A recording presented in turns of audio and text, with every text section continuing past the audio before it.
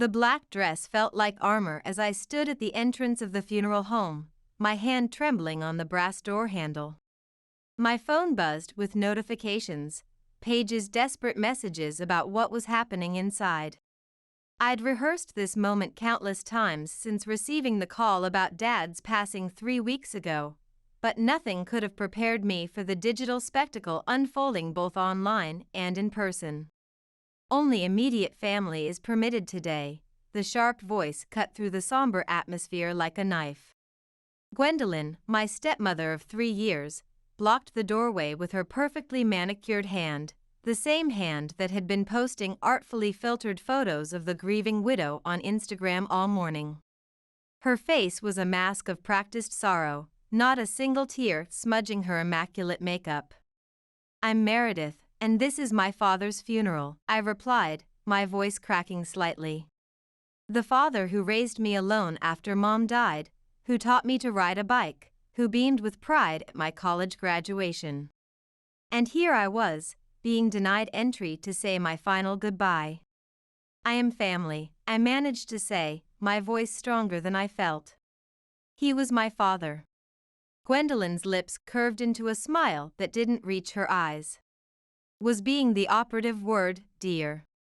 "I'm his wife, and I make the decisions now. We're keeping this intimate, to respect Lawrence's wishes."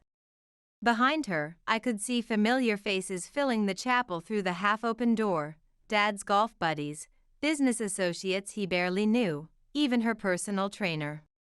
My phone buzzed again, another message from Paige with a photo of Gwendolyn posing solemnly beside the casket for what was clearly a social media update.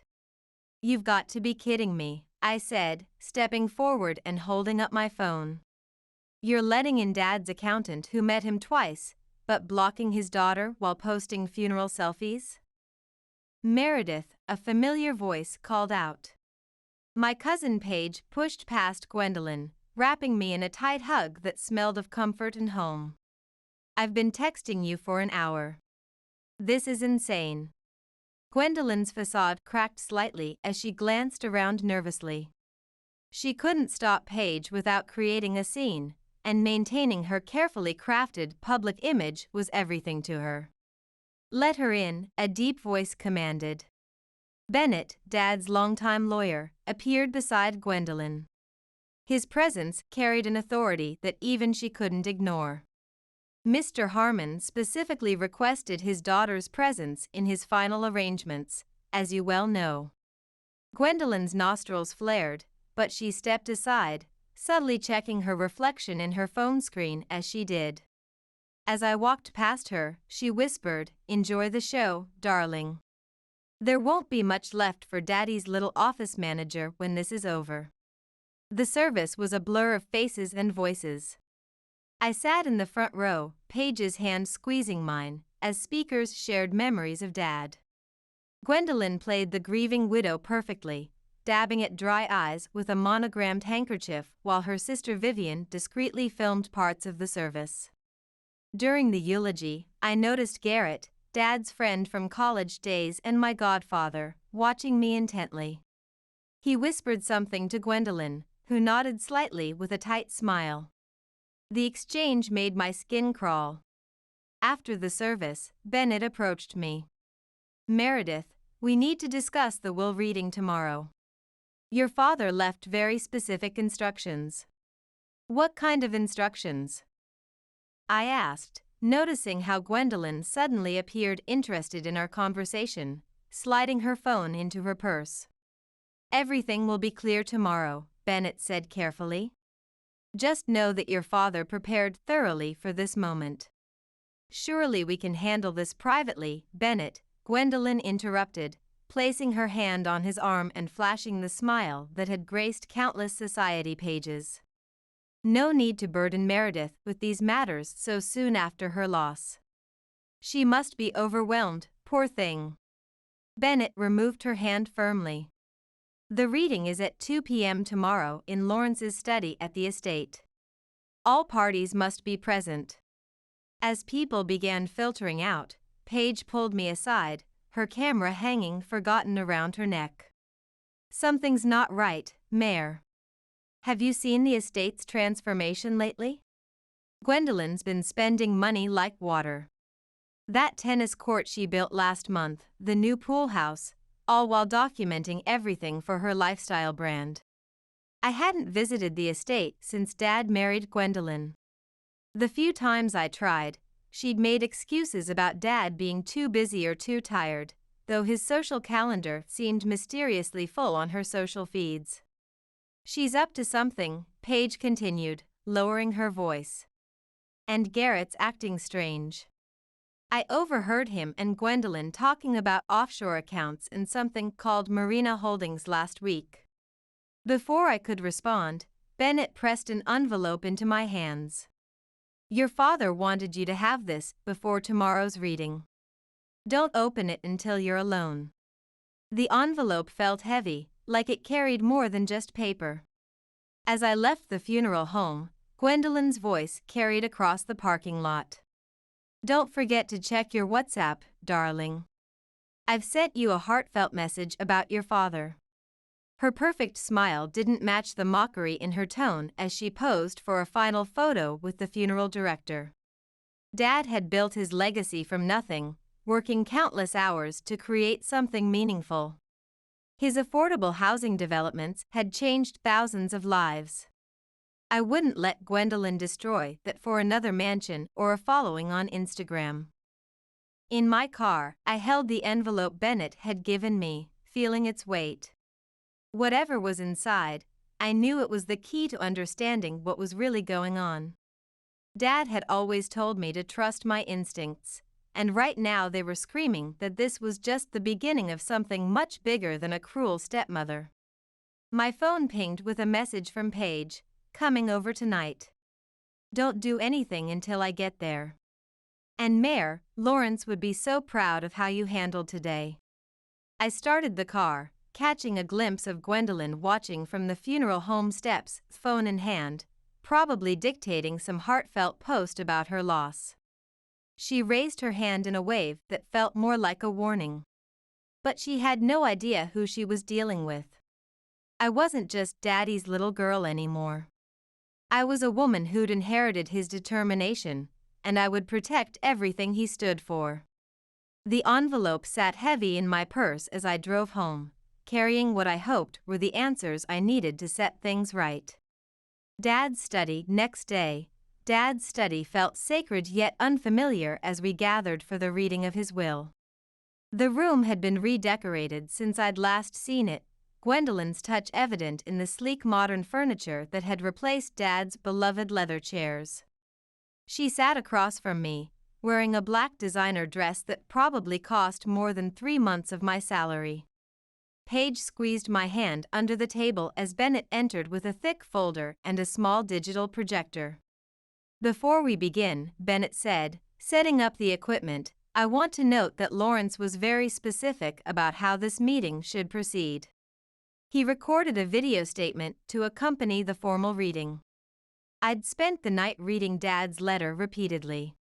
It contained just 3 words, trust the process, along with a small key I didn't recognize.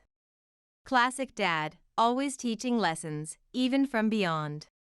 The projector lit up, and suddenly Dad's face filled the wall, tired but determined, his eyes crinkling at the corners the way they always did when he was about to surprise me. The timestamp showed the recording was made just 2 weeks before his death. After the brief video introduction, Bennett cleared his throat and began the formal reading. To my wife, Gwendolyn, he began, and I watched her lips curl into a satisfied smile as she discreetly checked her reflection in her compact mirror. I leave you the contents of our joint account, totaling approximately $250,000. Gwendolyn's compact snapped shut. That's impossible. There must be more. Her voice rose sharply, the practiced poise slipping. To my daughter, Meredith Harmon, Bennett continued, ignoring her interruption, I leave the following: full ownership of Harmon Enterprises, all remaining financial assets, and complete control of the family estate, including my majority shareholding in the Marina project. What? Gwendolyn shot to her feet, her face contorting with rage. This is outrageous. I was his wife. That company is worth millions. There's more, Bennett said firmly, projecting a document on the wall. A special clause states that any financial decisions regarding the estate or company must receive Meredith's written approval. This includes any transactions made in the past 3 months. The color drained from Gwendolyn's perfectly made-up face. The past 3 months? He can't do that retroactively. I've made significant investments. Actually, he can, Bennett replied, sliding a document across the table. As the majority shareholder, he put this clause into effect 90 days ago when he first suspected irregularities. All transactions during this period require review and approval, including the new lifestyle brand you've been developing using company resources. Garrett, who had been quietly observing from the corner chair, suddenly looked uncomfortable, tugging at his collar. Surely there's room for some negotiation. There's also mention of a specially protected asset, Bennett added, known only as the Marina Project. Gwendolyn's hand trembled as she reached for her water glass, knocking over her phone in the process. I'd never seen her lose that perfect composure before. What's the Marina Project? I asked, leaning forward. That information will be revealed once all recent transactions are properly audited, Bennett explained, his voice steady. Your father was extraordinarily thorough in his planning, right down to the timing of these revelations. Paige leaned forward, her photographer's instinct capturing every detail of the moment. So all those renovations you've been documenting on social media, Gwendolyn, the new cars, the wellness spa, they all needed Meredith's approval? This is utterly absurd. Gwendolyn snapped, her refined accent slipping. I was managing Lawrence's estate as his wife. We had an understanding. By spending millions on luxury items and using company resources to launch your lifestyle brand? I finally spoke up, finding strength in my father's foresight. Dad lived modestly his entire life, despite his success. The only thing he ever splurged on was my education and his affordable housing projects. Gwendolyn's eyes narrowed, her perfectly lined lips thinning.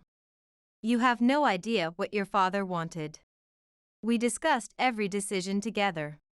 He understood my needs. Then you won't mind showing me the paperwork for all these discussions, I replied calmly, drawing on my management experience. Bennett, I'd like a full audit of all accounts and transactions from the past 3 months, plus a complete review of the Marina Project documentation. You can't do this to me. Gwendolyn hissed, her elegant facade crumbling. I made your father happy. I gave him social connections.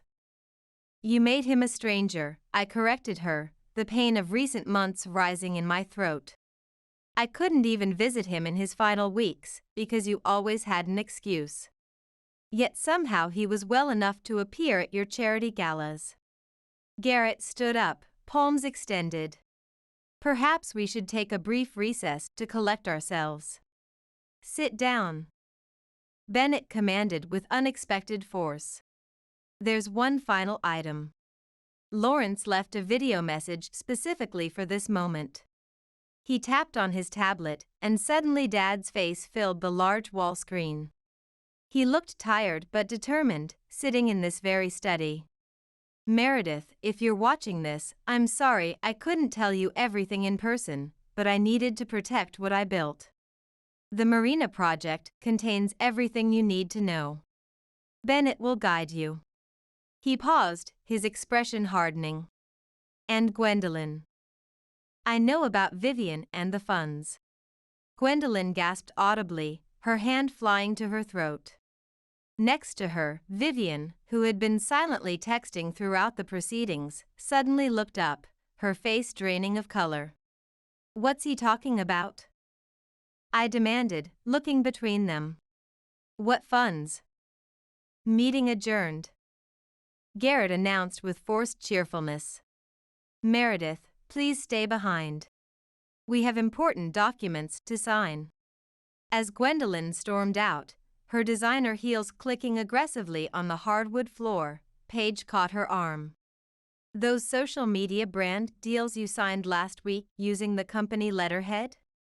Better keep the receipts. Once they left, Bennett handed me a USB drive in the shape of a small boat key. Your father recorded everything, Meredith. But be careful what you'll find. It's far bigger than Gwendolyn's spending habits or social climbing. The Marina project, I asked, my voice barely above a whisper, what exactly is it? He smiled slightly, a hint of pride in his eyes. Your father suspected something was wrong months ago when certain investors became too interested in his affordable housing development. He set this entire scenario up to protect you and the company. Paige, who had stayed behind, pulled out her phone. You should see this, Mayor. Vivian just posted, then deleted, about her new boutique expansion in Europe. The geotag matches perfectly with transfers from your dad's business accounts. I took the USB drive, feeling its weight in my palm. Dad always said the truth comes with digital and paper receipts in the modern world. Be extremely careful, Bennett warned, his voice low. Gwendolyn has cultivated powerful friends. She won't go down without a very public fight. As we left the study, I noticed Garrett making a heated phone call in the garden. He turned away when he saw me, but I caught two distinct phrases, she knows and Marina exposure. Paige linked her arm through mine as we walked to my car. Ready to dive into that USB drive? I brought my laptop with the photo analysis software. I nodded, thinking of Dad's words, trust the process.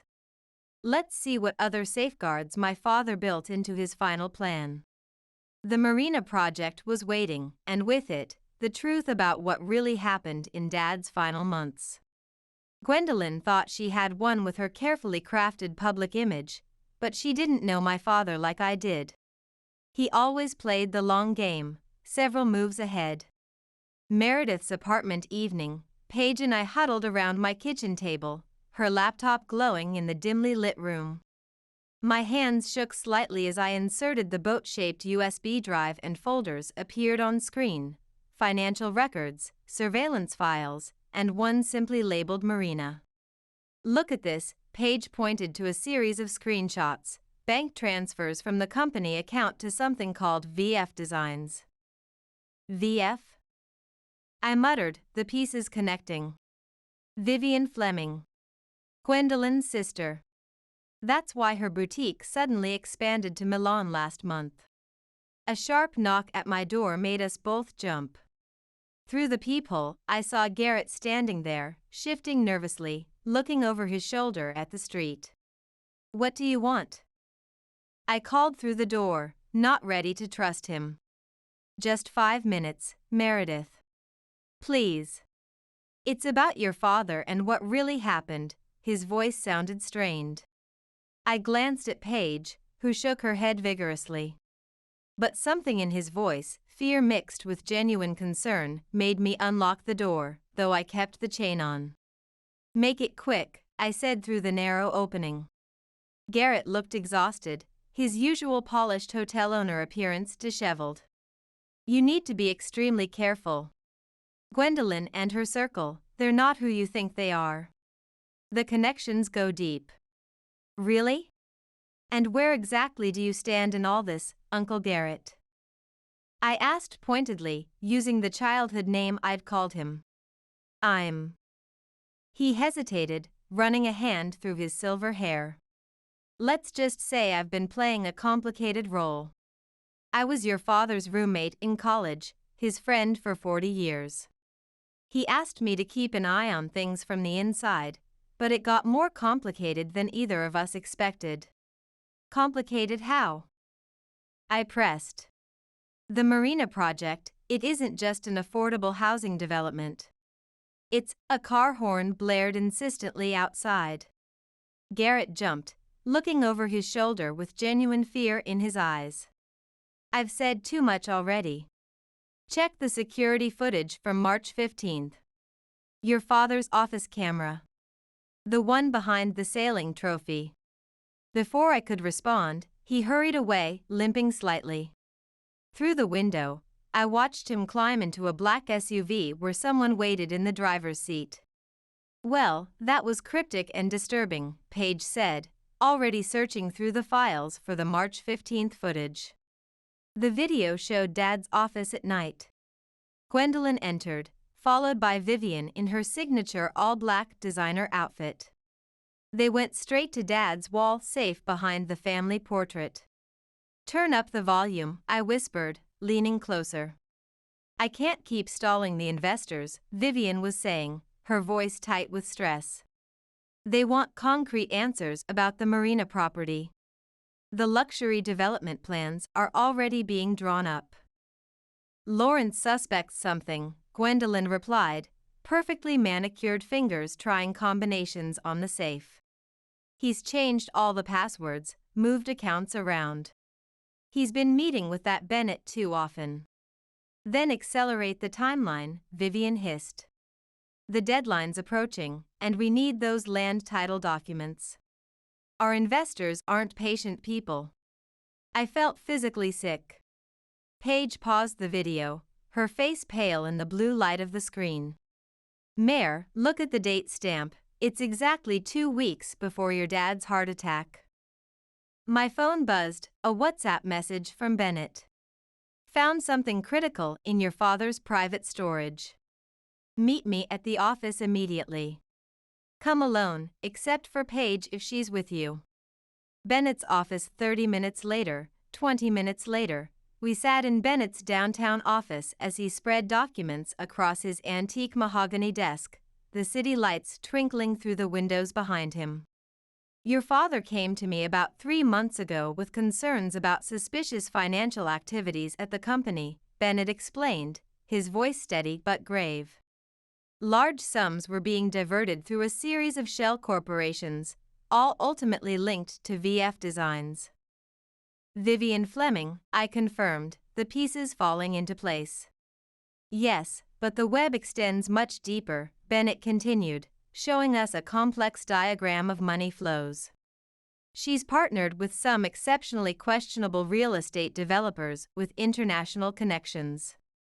The marina project was meant to be your father's crowning achievement, affordable housing for seniors with integrated healthcare facilities, but Gwendolyn and Vivian were secretly working to transform it into luxury waterfront condos," Paige guessed, scanning through documents with her trained photographer's eye, "with deliberately inflated construction costs, secret kickbacks, and foreign investor schemes." Bennett nodded grimly.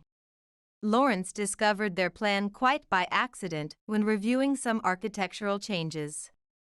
He immediately began gathering evidence quietly. That's when things took a dangerous turn." "Still burning the midnight oil," Bennett, a familiar voice, interrupted smoothly. Gwendolyn stood in the doorway, Vivian beside her, both dressed in impeccable evening wear as if coming from an event. My stomach twisted at seeing them together, the sisterly resemblance more pronounced now that I knew what I did. "Just catching up on paperwork before the weekend," Bennett replied with professional calm, casually sliding the most damning documents into a folder. "How very dedicated," Gwendolyn smiled coldly, her perfect teeth gleaming. "Meredith, darling, I was hoping we could have a civilized conversation about your father's wishes without all this unpleasantness. His wishes seem perfectly clear from both the will and his video message," I replied, maintaining eye contact. "Things aren't always what they appear to be." Vivian stepped forward, her designer heels clicking on the hardwood floor. "Legal documents can be so complicated. Signatures get misinterpreted, amendments get misfiled. Is that a threat?" Paige stood up, her camera hanging around her neck like a weapon. "A friendly reality check," Gwendolyn corrected, adjusting her diamond bracelet. "Meredith, be sensible. You're a middle management employee who coordinates office supplies and company parties. You know nothing about running a multi-million-dollar property development company. Let those with experience handle Lawrence's legacy properly. I thought of Dad's video message, his tired but determined eyes, his explicit warning. You're right, I don't know everything about running a company of this size, I admitted. But I know that Dad trusted me to learn. And I absolutely know the difference between right and wrong. Your father had a weak heart, Vivian said quietly, examining her manicure. Stress can be unpredictable, especially when it comes to family disappointments. The threat hung heavy in the air. Bennett's hand moved toward his phone, subtly pressing the recording button. We'll be in touch, Gwendolyn said, turning to leave with practiced grace. Oh, and Meredith, that security footage you're so interested in, digital evidence is so fragile these days. Files corrupt, servers crash, cloud storage fails. Such a pity when that happens. After they clicked their way out, Bennett immediately called building security to post guards at both his office and the company's evidence rooms.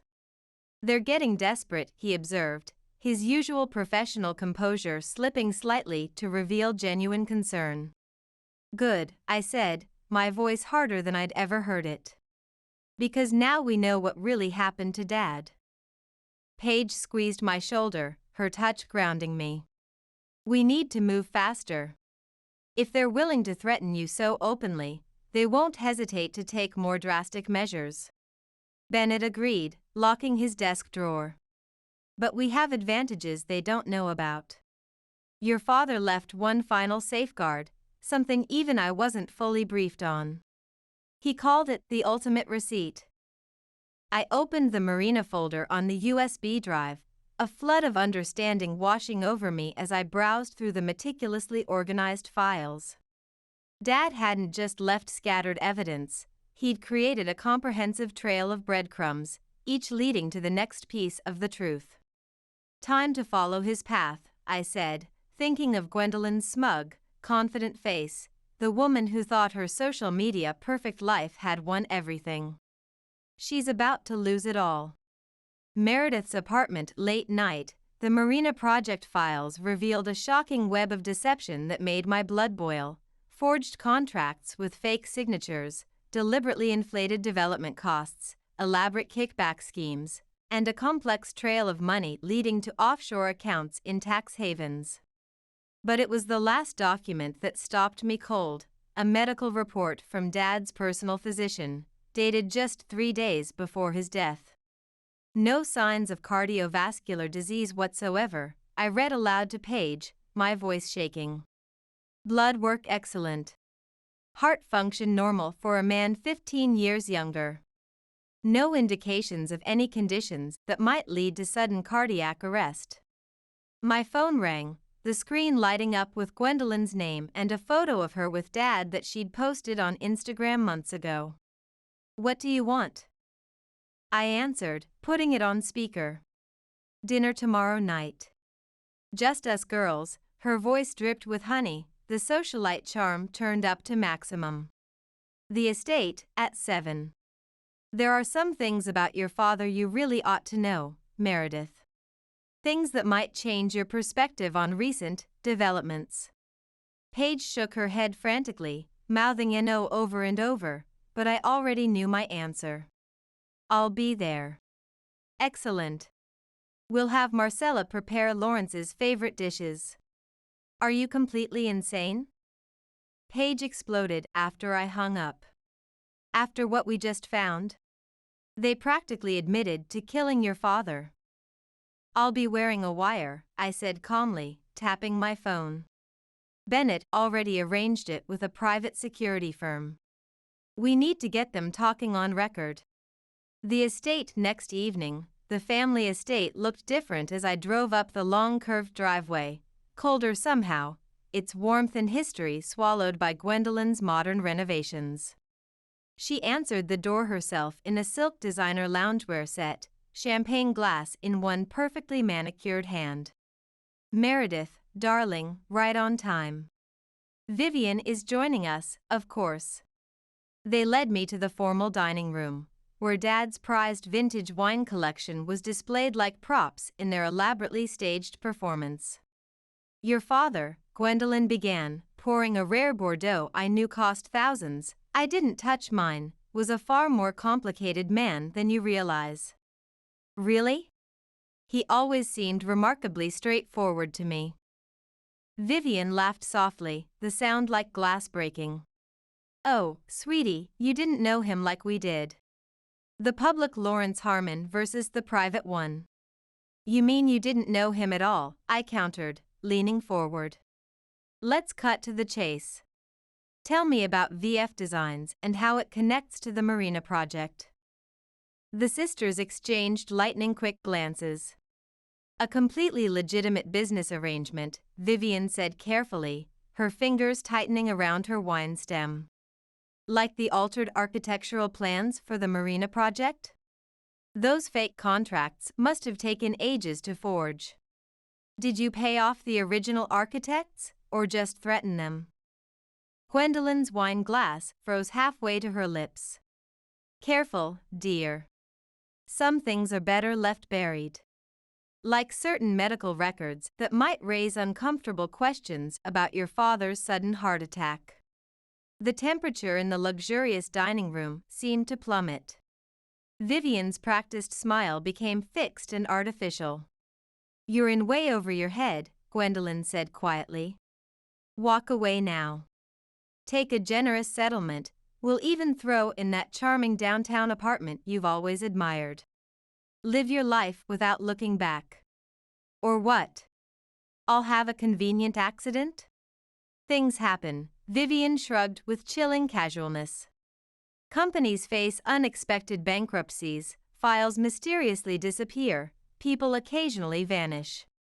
I stood up slowly, my heart pounding but my voice steady. "Is that what happened to Dad? Did he vanish when he discovered what you were doing with his life's work?"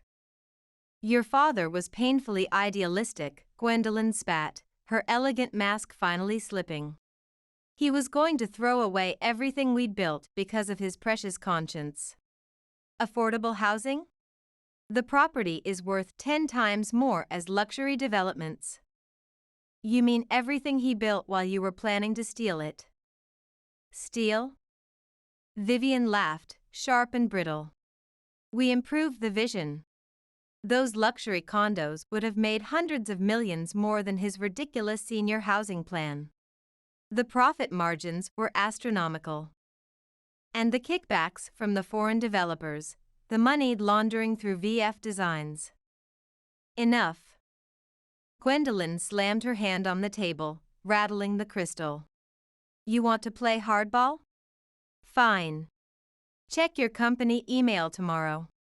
Those photos of you getting a little too close to your married department head 3 years ago might interest the board of directors." I smiled, feeling a strange calm settle over me. "Blackmail? Really?" I was attending a company retreat, and he was drunk and inappropriate. I reported it to HR immediately. But this conversation, now that's truly interesting. I pulled out my phone, stopping the recording app and displaying the active screen. Their faces went chalk white beneath their perfect makeup. "You manipulative little," Vivian lunged for the phone. "It's already uploaded to 3 separate secure cloud locations," I said, stepping back quickly. "And those medical records showing Dad had no heart problems?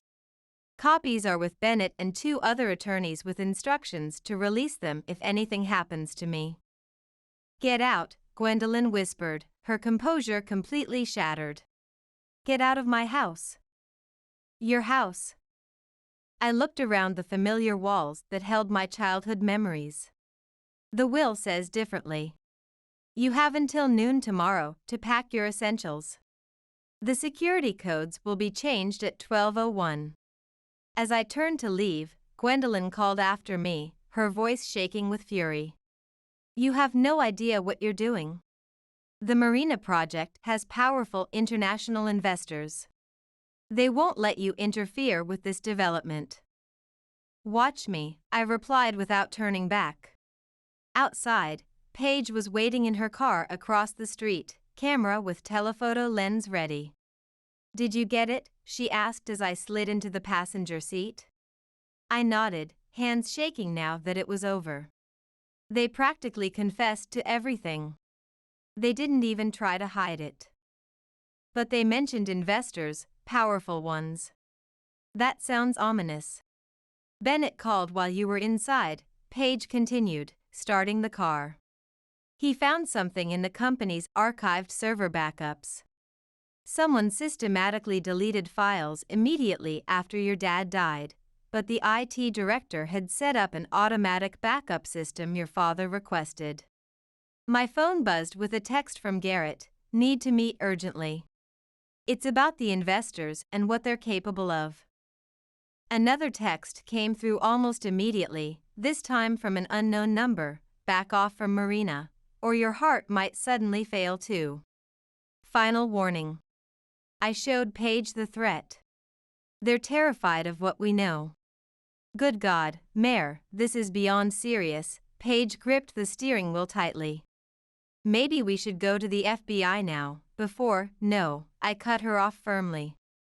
Dad died trying to protect his vision and gather enough evidence to stop them completely.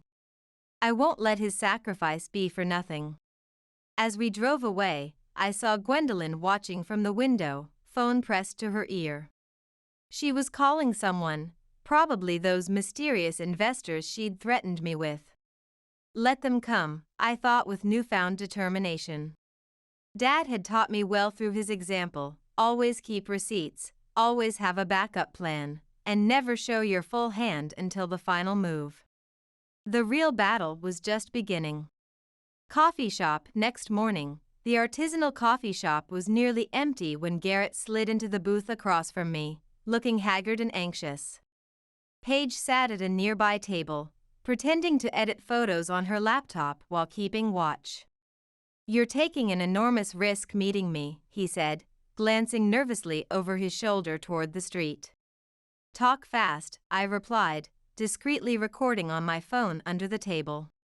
"Who are these investors Gwendolyn keeps threatening me with?" "They're not just ordinary developers or financiers," he explained in a low, urgent voice. "They're connected to serious international players who use real estate developments for cleaning money. Your father discovered they were planning to use the Marina project as a massive laundering operation. And you know all this how?" He pulled out a small, weathered thumb drive. "Because I helped Lawrence gather evidence. That's why he kept me close to Gwendolyn, pretending to be her ally. I was your father's eyes and ears from the beginning." Bennett's office. Breaking news. Before I could respond, Bennett burst into the coffee shop, his usually perfect composure completely shattered. "We need to leave immediately. Someone broke into both my office and the company records room." "What did they take?" I asked, grabbing my bag and signaling to Paige. "Nothing, that's what's disturbing," Bennett replied, holding up his phone to show us a photo of his ransacked office. On his polished desk sat a single playing card, the Queen of Hearts, deliberately splattered with what looked like red paint. They left this instead. Garrett went deathly pale, his hands visibly shaking. "It's starting.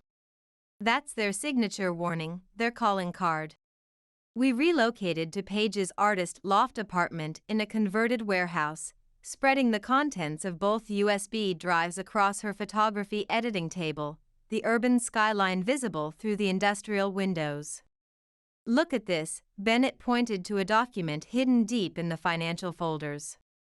"Wire transfers from the Marina Project's development fund to a shell company called Queen's Acquisitions.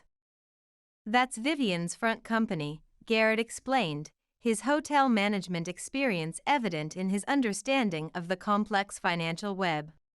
But it's just the first layer. The real money flows through multiple shells before reaching the actual investors. Lawrence tracked it through 6 different countries. My phone buzzed with an email notification from an anonymous account. The subject line read simply, "Watch this." The attached video showed Dad in his office, his face flushed with anger as he argued with someone off camera. "You can't do this." Dad's voice was clear and determined.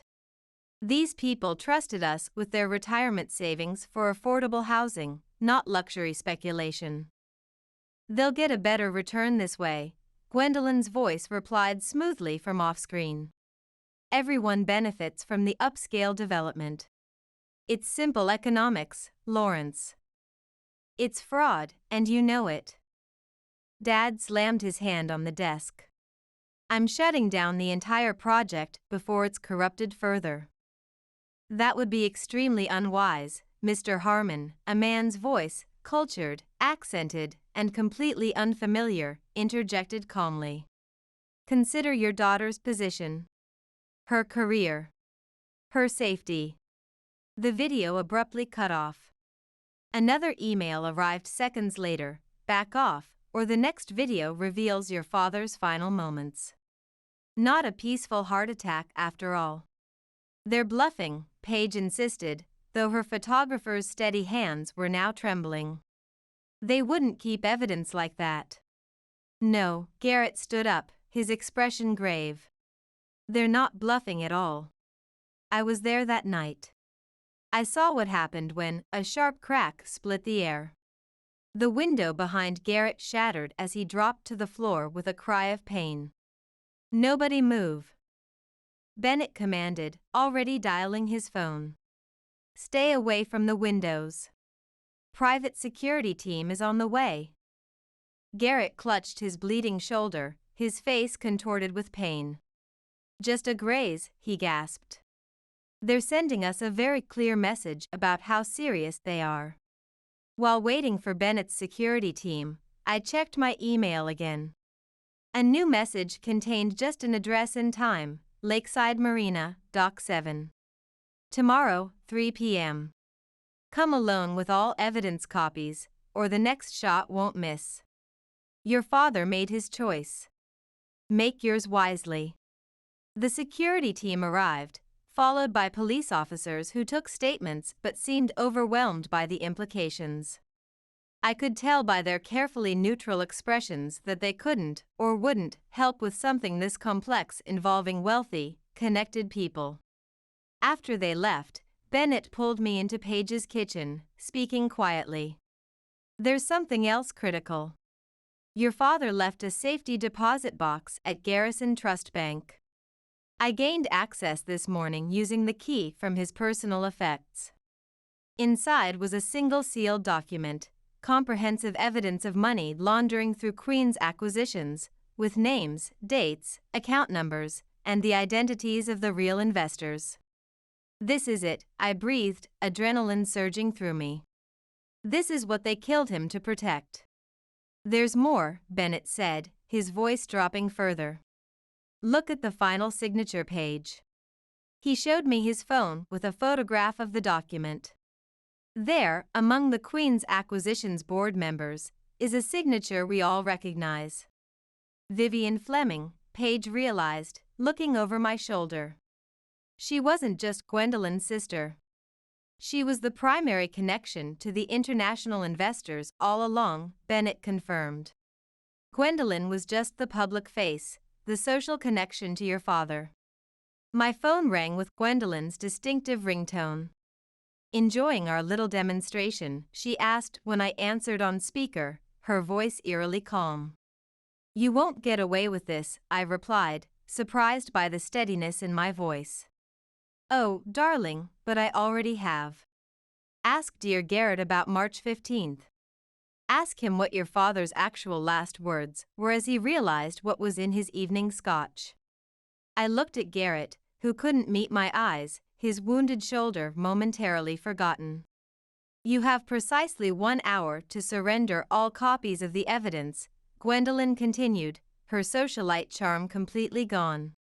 "Or the next video goes public, the one showing how your principled father begged for his life at the end.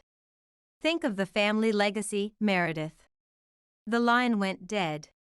"She's lying," Paige insisted, her face white with shock. "She has to be." Lawrence wouldn't beg. But Garrett was shaking his head, wincing with the movement. "I'm so sorry, Meredith. I was supposed to protect him that night, but I arrived too late. They were already there." "Then help me now," I said, kneeling beside him. "Tell me everything you know." He took a deep breath, grimacing with pain. "The video they're threatening to release exists, but what they don't know is that your father was wearing a recording device that night, one they never found. The complete recording with everything that actually happened. It's hidden in a place only Lawrence would think to use." "The marina," Bennett suddenly exclaimed, understanding dawning on his face. "The actual marina. Your father's beloved boat slip where he kept the Evelyn Marie." Memories flooded back, weekends on that boat named after Mom, Dad teaching me to fish, pointing out constellations in the night sky. He always told me the water was where he felt closest to Mom, and where he kept his most important thoughts.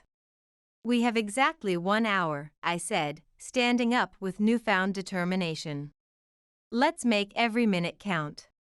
Outside Page's building, a black luxury SUV crawled slowly past. They were watching, waiting for us to make our next move. But they didn't know what I knew about Dad's habits and hiding places. His favorite saying echoed in my mind: "The best place to hide something important is in plain sight, where only those who truly understand you would think to look." The marina held the final truth, and this time I was ready for whatever and whoever waited in the shadows. The marina evening. The marina's security lights cast eerie blue shadows across the wooden docks as we approached Dad's long-held boat slip. The Evelyn Marie, named after Mom, sat quietly in the dark water, gently rocking with the small waves. 2 vehicles following us, Paige whispered from the back seat, her camera ready. Black Escalade and a silver Mercedes sedan with tinted windows. "Let them come," I said, pulling into the parking lot with newfound determination. "Garrett, you're absolutely certain about this?" He nodded, wincing as he adjusted the makeshift bandage on his shoulder. "Your father came here every Sunday morning in the month before he died. He told Gwendolyn he was clearing his head and organizing his thoughts. She never suspected this was where he was assembling his case." Bennett met us at the dock entrance, accompanied by 2 discreet security professionals. "Marina security cameras have been temporarily looped with old footage," he explained, handing me a small toolkit. "We have a maximum of 20 minutes before the system automatically resets." The boat's cabin was exactly as I remembered from my childhood: worn leather seats with Dad's reading glasses still in the side pocket, the old-fashioned navigation system he refused to upgrade, and his lucky fishing hat still hanging from the hook by the wheel. But something felt different, changed. The floorboards beneath the captain's chair. Garrett pointed carefully under the main console. "There. Lawrence reconfigured that section last year." Bennett worked quickly with a precision screwdriver. The 3rd wooden board lifted smoothly to reveal a professionally waterproofed steel case with a small digital lock. Footsteps on the dock, Paige whispered urgently from her lookout position. "Well, isn't this a touching family reunion?" Gwendolyn stood at the boat's entrance, Vivian beside her. 4 men in expensive suits spread out behind them along the dock, their posture indicating concealed weapons. "You're trespassing on private property," I said, standing up to face them despite my pounding heart. Funny, I was about to say exactly the same thing. Gwendolyn's smile was razor-sharp, her perfectly applied lipstick gleaming in the dock lights. "Hand over the case, darling. This little treasure hunt has gone far enough." "It's really not what you're imagining," Vivian added, her boutique owner's charm on full display. "Your father was becoming quite confused in his final weeks, increasingly paranoid about his business partners." "Paranoid enough to wear a recording device?" I challenged, watching their expressions carefully. "To document everything that happened that night?" One of the suited men stepped forward, his Eastern European accent subtle but distinct. "Miss Harmon, you're clearly an intelligent woman with a promising future ahead. Don't waste it on a misguided crusade. Walk away now. Take an extended vacation. Forget what you think you know. Like you made Dad forget?" The words burned my throat as they came out. "With whatever you slipped into his evening scotch that night?" Gwendolyn's perfect composure finally cracked. "You have absolutely no idea what you're talking about." "March 15th, I said, the date now forever etched in my mind. "Dad confronted you about the Marina project's true purpose, about the money laundering network, about everything. Lawrence was going to expose years of careful planning and hundreds of millions in illegal transactions. We tried to reason with him like civilized people," Vivian snapped, her elegant facade slipping to reveal something cold and hard beneath. "By poisoning him," Bennett's voice was glacial as he stood protectively near me. "By administering a substance that perfectly mimicked a heart attack. By erasing a good man who stood in your way." The suited man moved closer, his hand shifting inside his jacket. "Final chance. The case. Now. You know what's truly ironic about all this?" I said, reaching slowly into my pocket as Paige moved quietly to my side. "Dad taught me something important about boats in life: always have a backup plan." I pulled out my phone, pressed play, and a familiar voice filled the night air. The Marina confrontation, Dad's voice filled the night air, clear and determined through my phone speaker. "If you're hearing this recording, I'm no longer alive. Gwendolyn and Vivian believe they've destroyed all evidence of their operation, but they overlooked something critical. The complete Marina project files, documentation of all offshore accounts, recordings of every meeting with their investors. It's all been delivered to the FBI's Financial Crimes Division through a dead man's switch activated by this boat's security system." Gwendolyn's perfectly made-up face drained of all color. "You're bluffing. Lawrence never had that level of technological sophistication." I showed them my screen displaying the automated email confirmation. The timestamp on this FBI confirmation, exactly 12 minutes ago. Dad programmed the system to transmit everything automatically if his boat's security code was entered tonight, by me specifically. He knew I'd find my way here eventually. Chaos erupted on the narrow dock. Two of the suited men immediately fled toward the parking lot. Vivian lunged desperately for the waterproof case, but Paige was quicker, swinging Dad's old fishing rod like a precise weapon. It connected firmly with Vivian's shoulder, sending her designer-clad figure stumbling backward toward the water's edge. "You manipulative little," Gwendolyn charged toward me, her poised socialite facade completely shattered. Police sirens wailed in the distance, growing rapidly closer. Bennett smiled tightly, checking his watch. "Precisely on schedule. You set us up." Vivian realized, clutching her injured shoulder, her boutique owner's charm replaced by raw panic. "No," I corrected her with calm satisfaction, "Dad did. Every Sunday morning here, he wasn't just clearing his head as you believed. He was methodically organizing your downfall, piece by piece." Red and blue lights suddenly flooded the marina as multiple vehicles screeched into the parking area. FBI agents in tactical gear swarmed across the docks, weapons drawn. Federal agents. Everyone on the ground, hands where we can see them. "Now." Gwendolyn attempted to flee but slipped on the wet wooden planks of the dock. As agents secured her with handcuffs, she screamed hysterically, "This is absurd. You have absolutely nothing concrete. It's all circumstantial." I carefully opened the waterproof case, revealing a specialized laptop and external hard drive with Dad's company logo. "Actually, we have everything. Every transaction, every threat, every meeting. including complete footage from March 15th showing exactly what happened that night.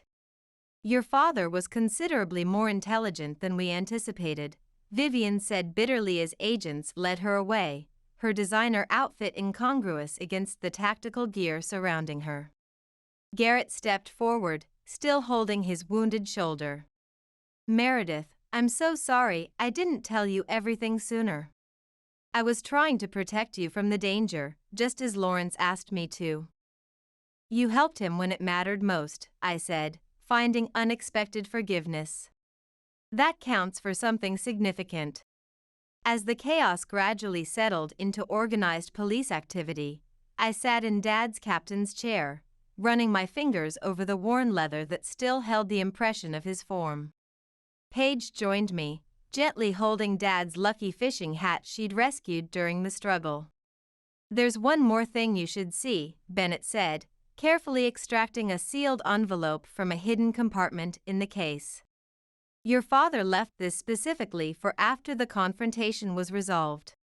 Inside was a single photograph, Dad and me on this very boat, both laughing freely, the sun setting behind us. It was from my 30th birthday celebration just weeks before he met Gwendolyn. On the back, he'd written in his distinctive handwriting, "Justice comes to those who wait patiently. I love you beyond words, sweetheart." The Marina project was always, ultimately, about protecting you and what we value most. The FBI needs our formal statements, Paige said gently, her camera hanging forgotten around her neck. I nodded, standing up with renewed strength. Through the cabin window, I watched as Gwendolyn and Vivian were escorted to separate federal vehicles, their carefully constructed empire of deception crumbling completely in a single evening. Ready to go, Bennett? I asked, gathering my resolve. Almost there, he replied, securing the evidence for the authorities. I carefully hung Dad's lucky fishing hat back on its hook by the wheel. Some things belonged exactly where they had always been. The marina's security lights still cast long shadows across the water, but somehow they didn't seem nearly as threatening anymore. Dad had left me far more than just evidence, he'd left me the unvarnished truth, and sometimes that's the most powerful weapon anyone can possess. Federal Courthouse 3 months later, the federal courthouse hummed with tense anticipation as I took the witness stand. Gwendolyn sat at the defendant's table, her designer wardrobe replaced by standard-issue prison attire, her once perfect manicure now bitten down to the quick. The transformation was startling. Please state your full name for the record, the federal prosecutor began, her voice precise and measured. Meredith and Harmon. And can you positively identify the contents of Evidence Exhibit A for the court? I looked at the specialized laptop and external hard drive that had been recovered from Dad's boat, his final, meticulous gift to justice. Yes. These devices contain comprehensive recordings and documentation detailing the international money laundering operation that was being run through the Marina project development. Objection. Gwendolyn's high-priced attorney stood immediately. Calls for speculation beyond the witness's expertise.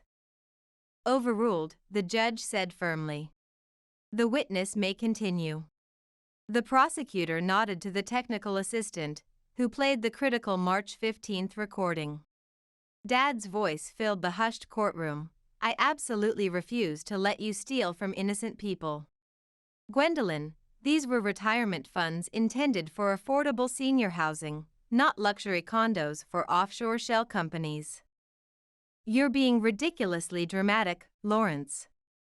Gwendolyn's recorded voice was chillingly cold and unfamiliar. Everyone takes shortcuts in business.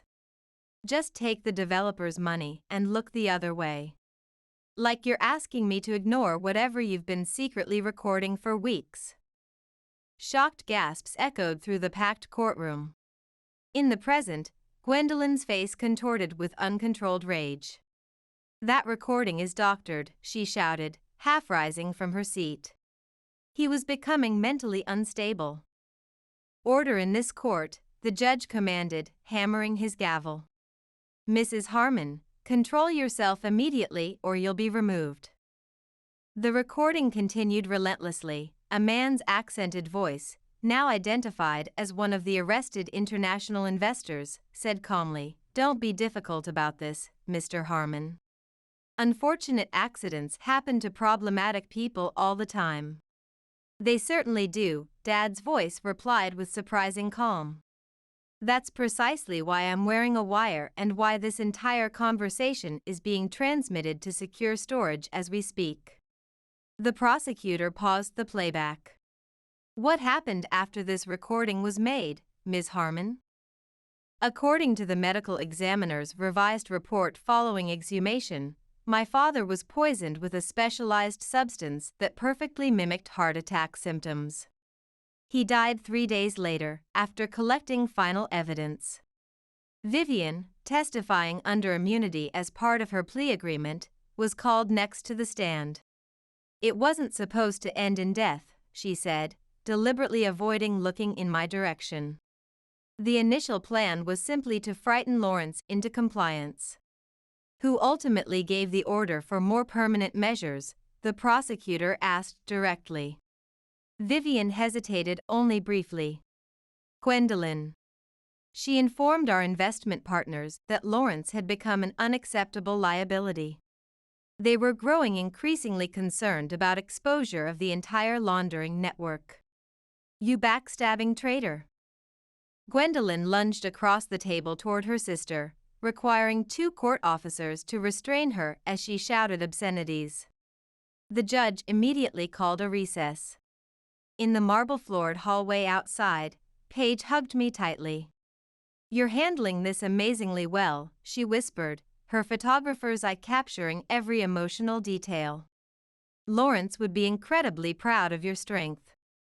Bennett approached with Garrett, who still wore a sling but was recovering well.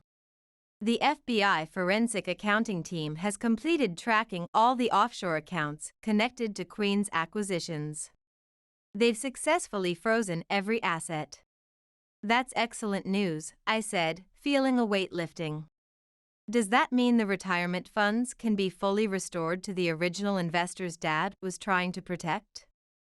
Bennett nodded, a rare smile crossing his normally serious face. "Your father's final contingency plan worked perfectly. The marina project will proceed exactly as he envisioned it, affordable housing with integrated healthcare facilities." Federal courthouse testimony continues. Back in session, the prosecutor methodically presented the financial evidence. Elaborate charts displayed the complex web of shell companies, the systematically diverted funds, the meticulously falsified documents, all leading directly back to Gwendolyn and Vivian. "And what was the total amount laundered through the marina project according to the forensic accounting team?" the prosecutor asked, placing her hands on the witness stand rail. $83 million, I answered clearly, my voice carrying through the hushed courtroom. "Money that was originally earmarked for affordable housing, stolen from retirement accounts, pension funds, and social impact investment groups that believed in my father's vision." Gwendolyn's high-priced defense attorney tried desperately to paint her as an unwitting participant manipulated by her more sophisticated sister and the international investors. He emphasized her public charitable works and social connections, but the mountain of evidence was simply overwhelming. The jury deliberated for just under 3 hours before reaching their verdict. On the count of first-degree murder, we find the defendant, Gwendolyn Harmon, guilty, the jury foreperson announced firmly. On the counts of money laundering, wire fraud, and conspiracy, we find the defendant guilty on all charges. Gwendolyn's perfect composure finally shattered completely. She screamed as federal marshals led her away, her designer heels skidding on the polished floor. "This isn't over, Meredith. You'll regret the day you crossed me. I have friends you haven't even met yet." Outside the courthouse, reporters surrounded us in a sea of microphones and cameras. "Ms. Harmon, what happens to the marina project now?" shouted a journalist from the front row. I stepped confidently to the bank of microphones, Bennett and Page flanking me supportively. The original plan will proceed exactly as my father intended: affordable housing for seniors with integrated healthcare services, built honestly and legally. Harmon Enterprises will continue his legacy of ethical business practices and community-focused development. No shortcuts, no schemes, just fair deals and responsible stewardship. The marina celebration. Later that evening, our small group gathered on Dad's beloved boat. Bennett handed around glasses of champagne, Dad's favorite vintage that he'd been saving for a special occasion. To Lawrence, he said, raising his glass with rare emotion, who orchestrated the perfect response to corruption from beyond the grave. To Dad, I echoed, the boat gently rocking beneath us, who taught me that justice is always worth fighting for, no matter the personal cost. Page pointed to a small package resting on the captain's chair. This just arrived from the evidence processing department. They've officially released it back to the family. Inside, wrapped in protective plastic, I found Dad's personal journal. The last entry, dated March 15th, read in his distinctive handwriting, "My dearest Meredith, if you're reading these words, the truth has finally come to light. I'm deeply sorry I couldn't share everything with you while I was alive, but I needed to protect you from the dangers I was facing. Remember what I always told you about karma: the goal isn't revenge but restoration of balance. You are my greatest achievement and joy, not any business deal, building, or development project. I know in my heart you'll make the right choices to carry forward what truly matters. All my love always, Dad." Garrett cleared his throat, his injured shoulder healing well. "The FBI has asked if you'd be willing to provide testimony against the remaining international investors in the upcoming trial next month." I looked around at my support team, Page, Bennett, Garrett, all brought together by Dad's extraordinary foresight and final plan. "Of course I will," I said without hesitation. "We'll finish what he started, completely." The marina lights reflected off the dark water, creating dancing patterns of light on the boat's white hull. Somewhere, I hoped Dad was watching, knowing his true legacy was secure, not just the company or the marina project itself, but his real, lasting legacy, the unwavering commitment to truth, integrity, and justice. And Gwendolyn, she had learned the hardest way possible that karma remembers what others forget. Dad had remembered. And so would I. Epilogue. 6 months later, the morning sun streamed through the large windows of Dad's office, my office now, as I cleared the last of Gwendolyn's abandoned possessions from the storage closet. Each item told its own story of deception: falsified documents hidden in expensive leather portfolios, USB drives cleverly disguised as luxury cosmetics, a secondary phone filled with encrypted messages to offshore contacts. "Meredith, come quickly," Paige called excitedly from the archives room. She emerged holding a dusty architectural model covered in protective sheeting. "Look what was hidden behind the file cabinets, Lawrence's original vision for the marina project. He preserved it." I smiled, running my fingers along the miniature buildings and tiny trees, marveling at the detailed community spaces. Even after they tried so hard to corrupt and transform his vision. The intercom buzzed on my desk. "Ms. Harmon, the first residents have arrived for the orientation tour." My heart beat faster as I walked to the lobby, straightening my blazer. An elderly couple stood there, holding hands in their completed housing applications, looking both hopeful and slightly nervous. "Welcome to Marina Gardens," I said warmly, extending my hand. "I'm Meredith Harmon."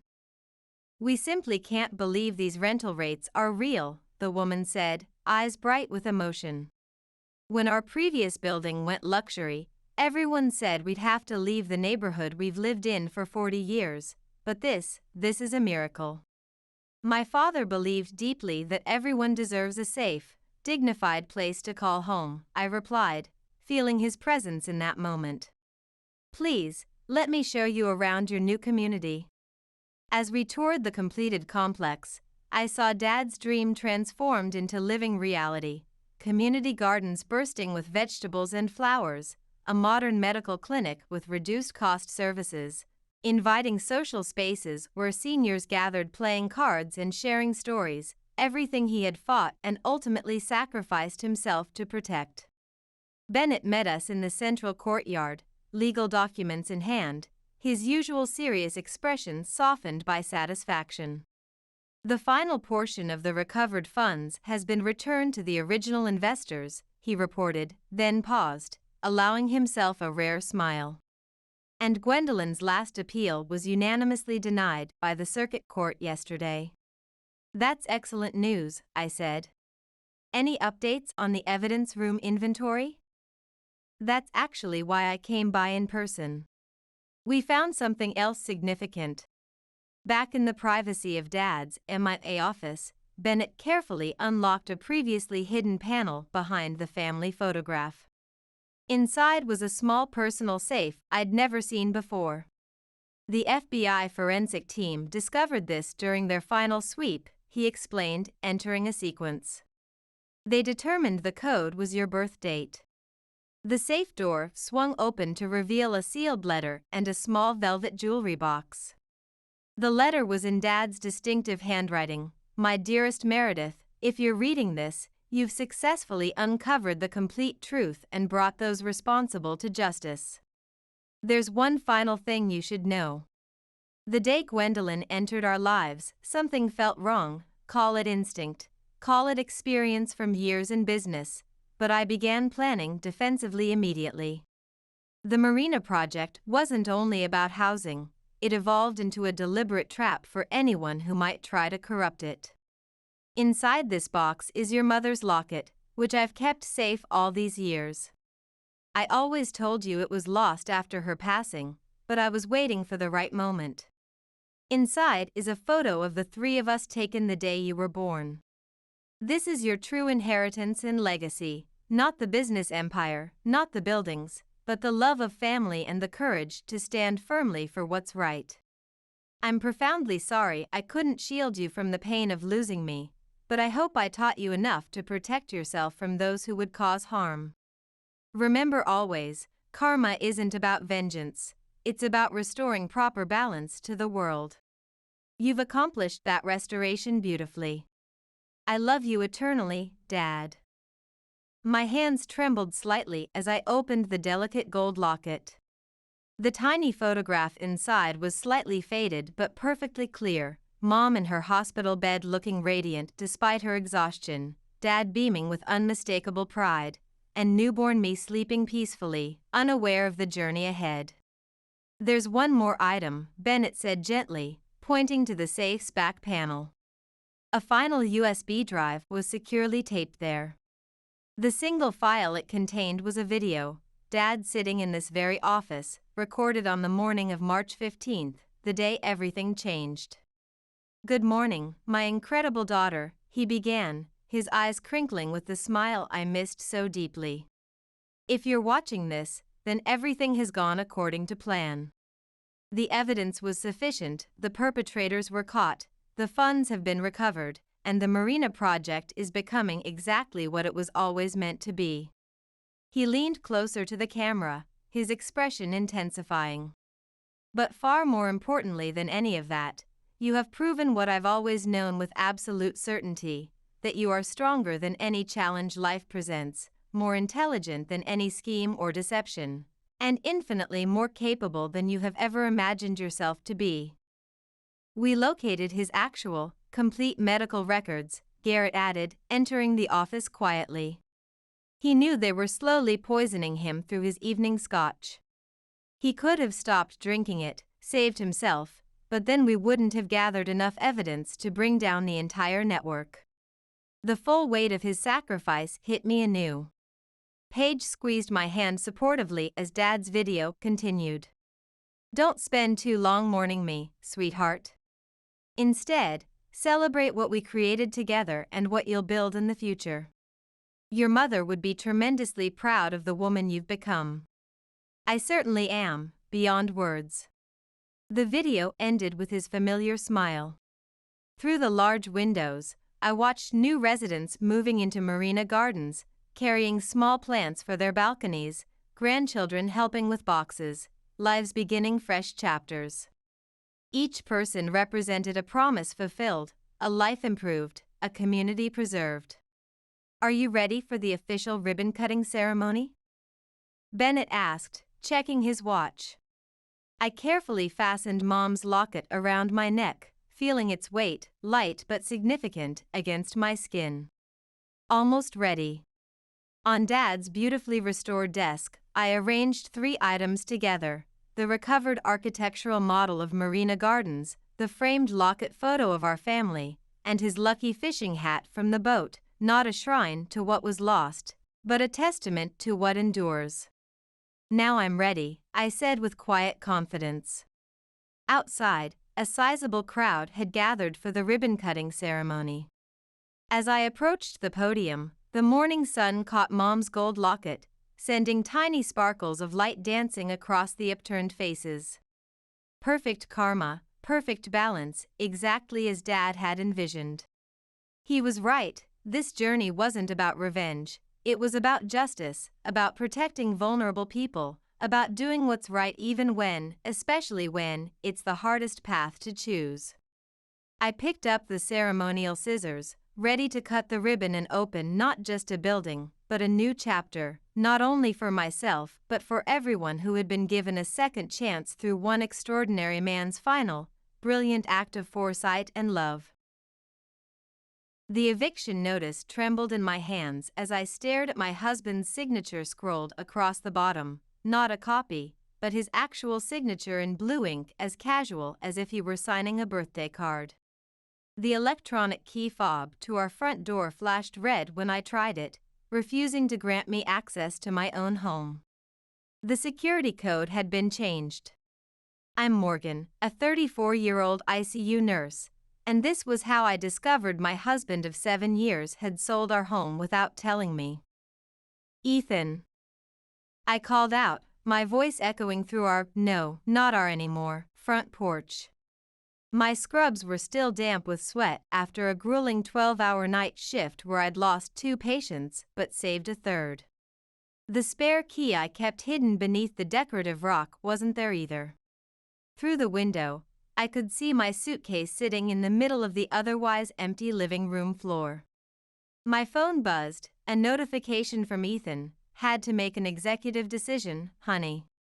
Market was too good to pass up.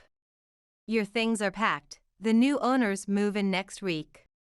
I read it 3 times, each time feeling the rage build higher in my chest, mixing with the bone-deep exhaustion that came with back-to-back night shifts.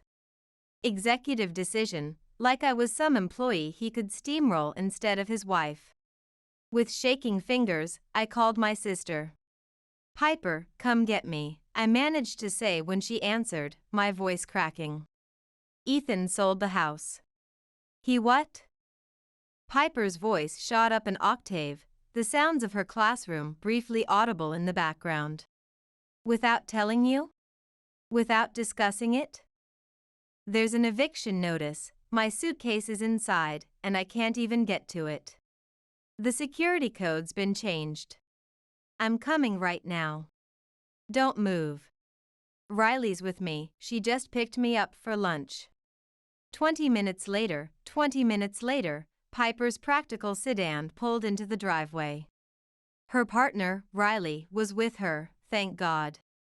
While Piper wrapped me in a tight hug, Riley, who worked in construction specializing in security systems, assessed the electronic lock. Standard keypad system, Riley said, her voice calm and methodical. Give me 5 minutes. Is this even legal? Piper asked, still holding me, her teacher's ID badge pressing against my arm. Does it matter? He did it anyway. I wiped my eyes, refusing to cry in front of the neighbors who were already peeking through their blinds. 7 years, Pipe. 7 years, and he doesn't even have the decency to discuss it with me. Riley had the door open in 3 minutes flat, using techniques I didn't understand but was immensely grateful for. The house echoed emptily as we stepped inside. Most of the furniture was gone.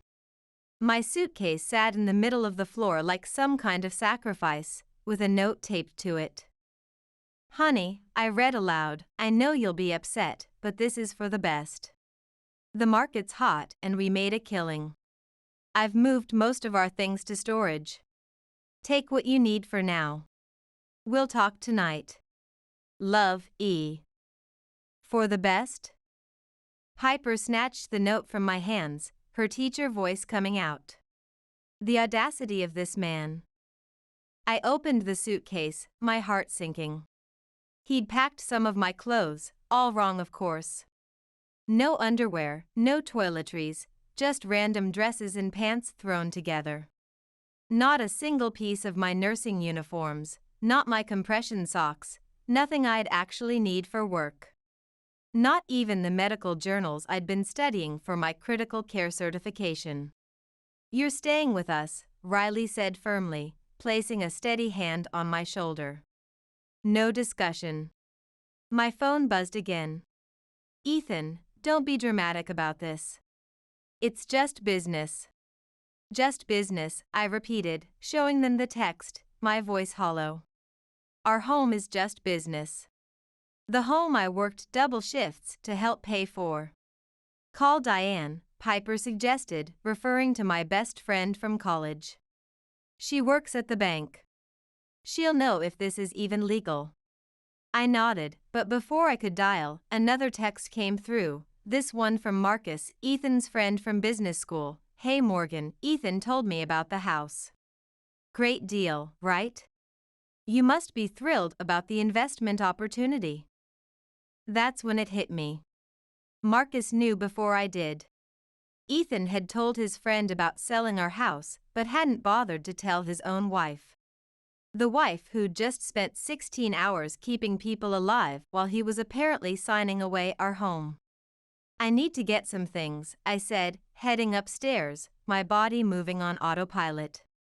The master bedroom was stripped bare except for a few boxes labeled Morgan's stuff in Ethan's hasty scrawl. As I grabbed what I actually needed, my nursing credentials, my specialized textbooks, the family photo album, I found our wedding photo still hanging on the wall. Ethan's smile looked different now, not loving but smug, like he'd won something. "Found this in the kitchen," Riley called up. She appeared in the doorway holding a stack of papers. "Looks like loan documents. They're dated 3 weeks ago." 3 weeks. He'd been sitting on this for 3 weeks, watching me water the garden after long shifts, paint the guest room on my rare weekend off, plan our future in a house he'd already sold. 3 weeks of kissing me goodbye as I left for the night shift, knowing I was saving for our future medical device investment while he was selling our home. "Morgan," Piper said softly, using her calming voice reserved for upset students, "what are you going to do?" I took one last look at our wedding photo, then carefully took it off the wall. The frame came apart easily in my hands. Behind our smiling faces, I found what I was looking for: access to a cloud storage account Ethan thought I didn't know about. He'd hidden the password there 2 years ago, thinking he was so clever. "First," I said, snapping a photo of the information with my phone, "I'm going to call Diane.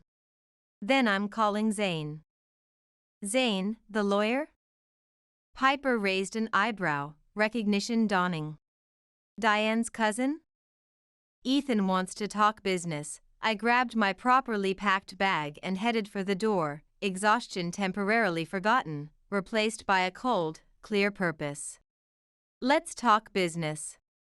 As we pulled away from the house, my phone buzzed one final time. "Ethan again, don't forget dinner at 7 o'clock, we'll discuss the new arrangement. That medical device investment is still on the table." I turned off my phone.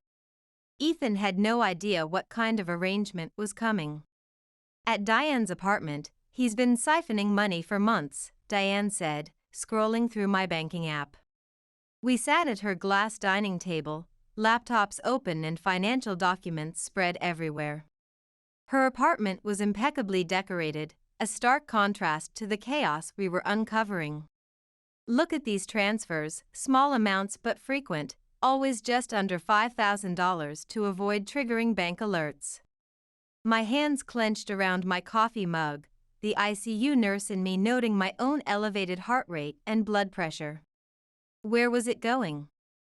An account I can't directly access, she pointed to a recurring transfer label, her professional banker demeanor momentarily breaking with an expression of disgust. But whatever BMI Ventures is, it's been getting regular payments since January. The same month you started putting away money for that medical device startup investment. 3 hours had passed since I'd left my former home. Piper and Riley had dropped me at Diane's downtown apartment, knowing her financial expertise was exactly what I needed. My phone, now turned back on, showed 15 missed calls from Ethan. I ignored them all, the betrayal still too raw. Zane will be here in 20 minutes, Diane said, checking her sleek watch. He's bringing the property records. She'd immediately called her cousin when I explained the situation. I still can't believe Ethan told Marcus before telling me, I said, pulling up the text messages, the condescension in Marcus's message making my skin crawl. They were probably laughing about it while I was working back-to-back shifts at the hospital. Diane's face darkened. Speaking of Marcus, she turned her laptop toward me. Look who owns BMI Ventures.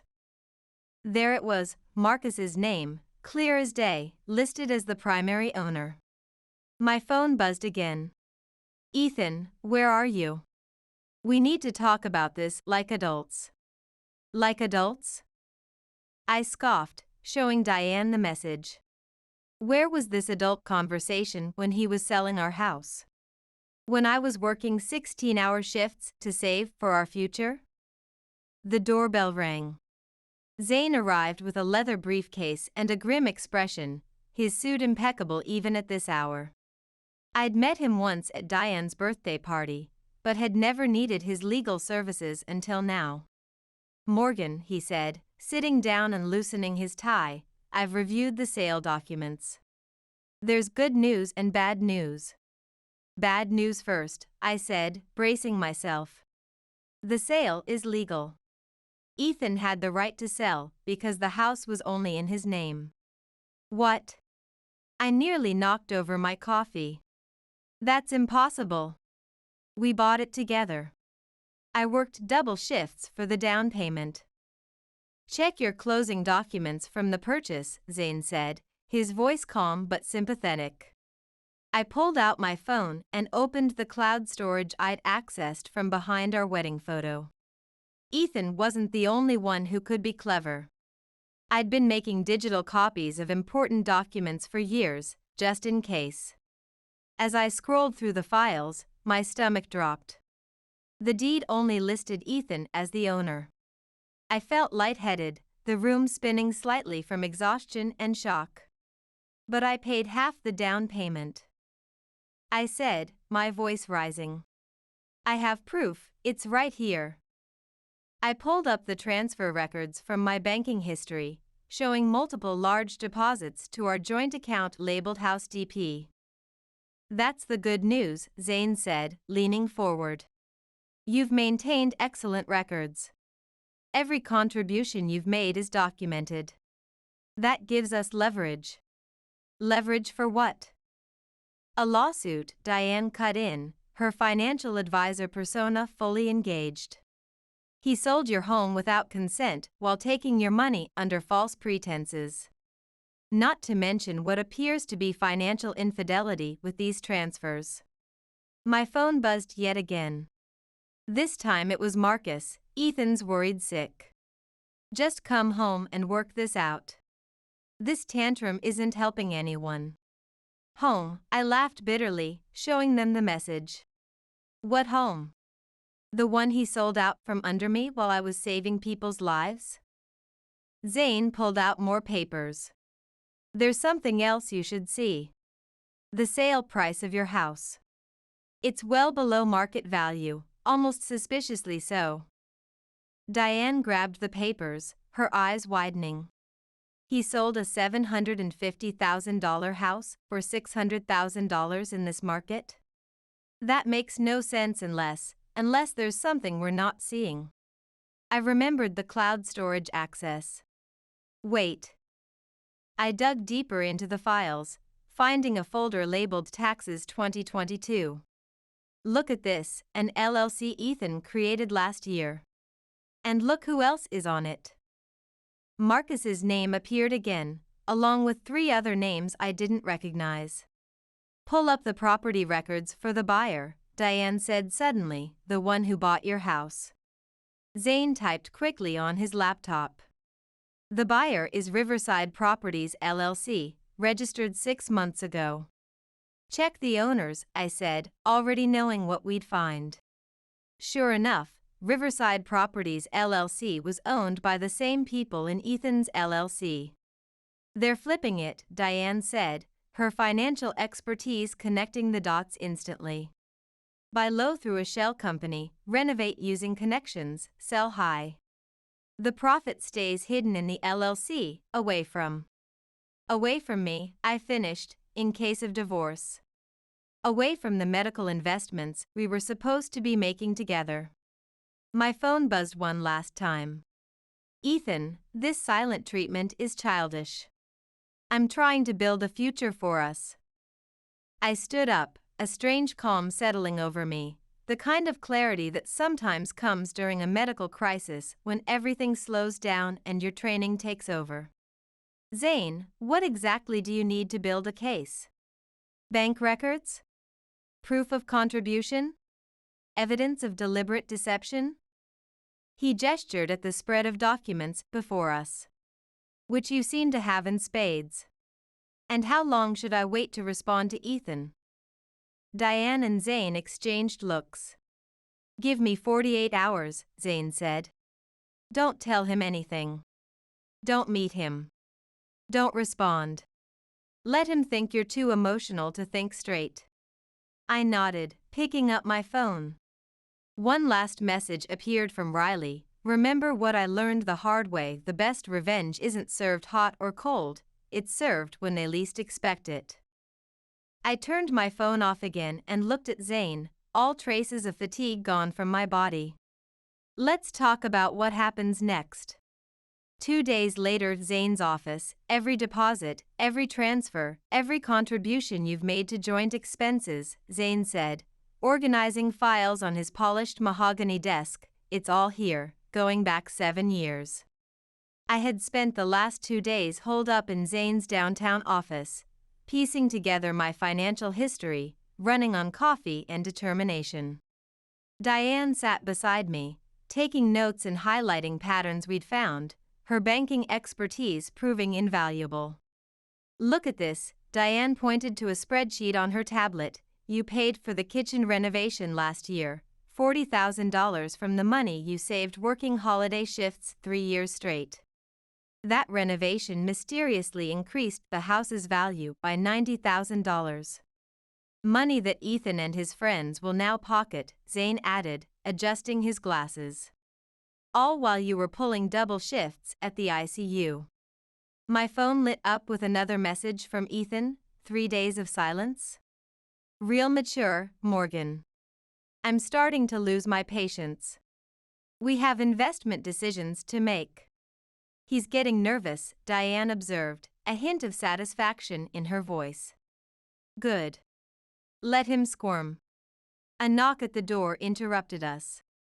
Riley walked in carrying a stack of papers, her construction uniform still on, clearly coming straight from work. You were right about the renovation company, she said, dropping the documents on Zane's desk. It's owned by one of the LLC partners. My foreman confirmed it. They've been flipping houses all over town using the same scheme. I pulled records from the permits office.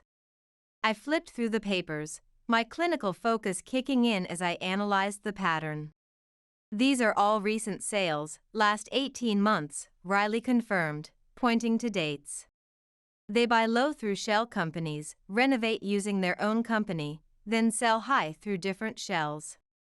The permits are all pushed through by the same inspector. The profits never touch personal accounts. Zane leaned back in his chair, a slight smile playing on his lips.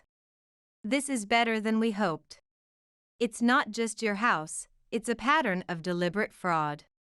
My phone buzzed again, this time from Piper. Ethan just showed up at my school looking for you. I told him to get lost before I called security. Also, you need to see what Marcus's wife just posted on Instagram. I pulled up the post.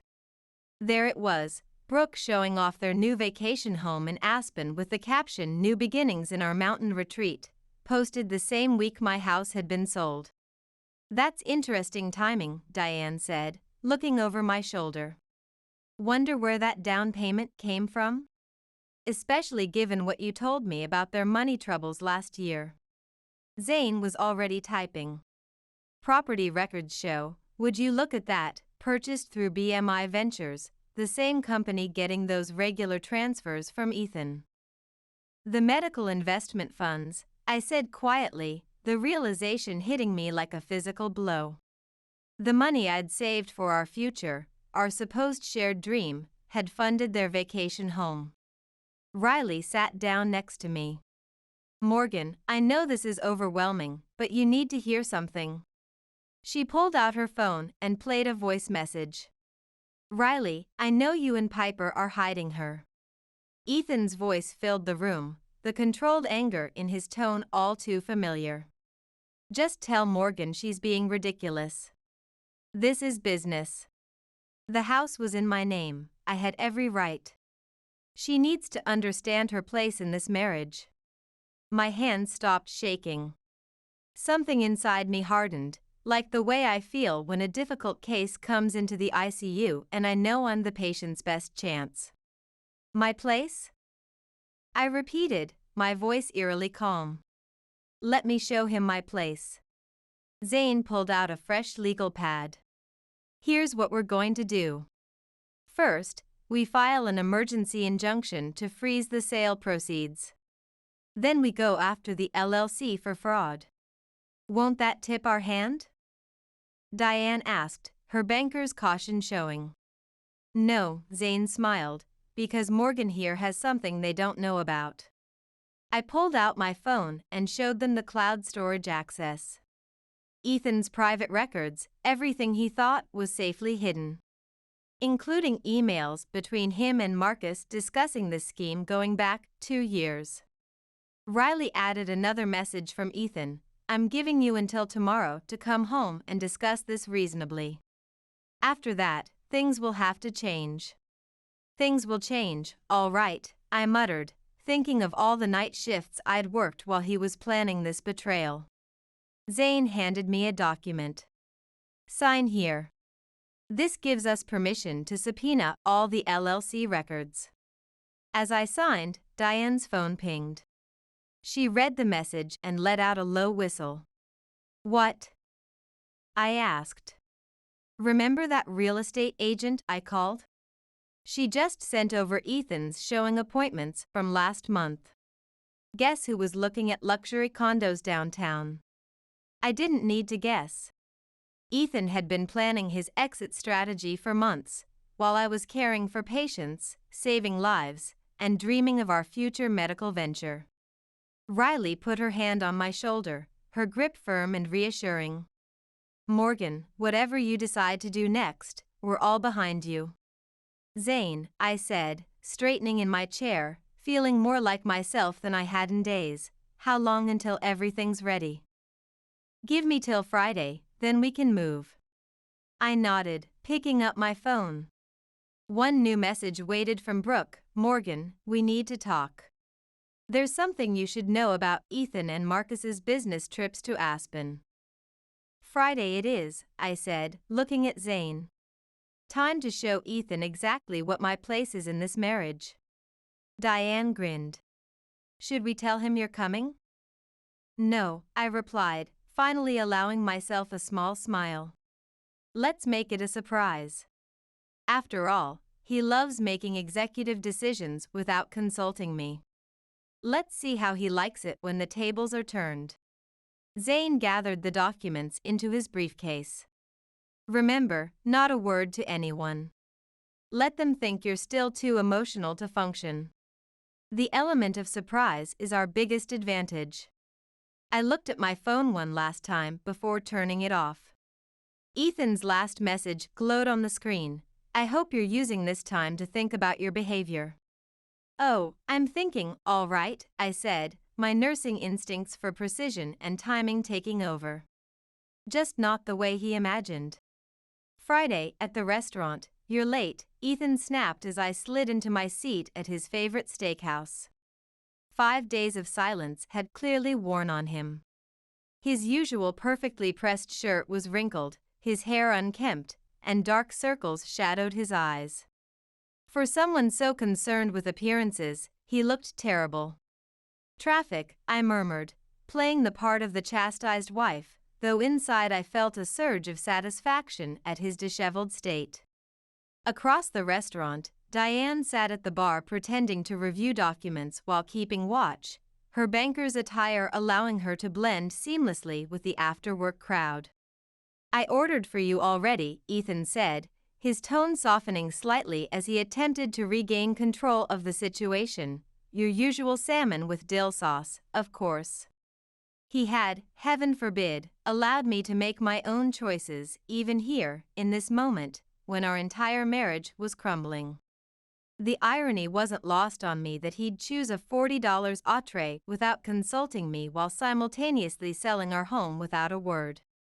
Where have you been staying? He asked, trying to sound casual but unable to hide the irritation in his voice. I could see the calculation behind his eyes.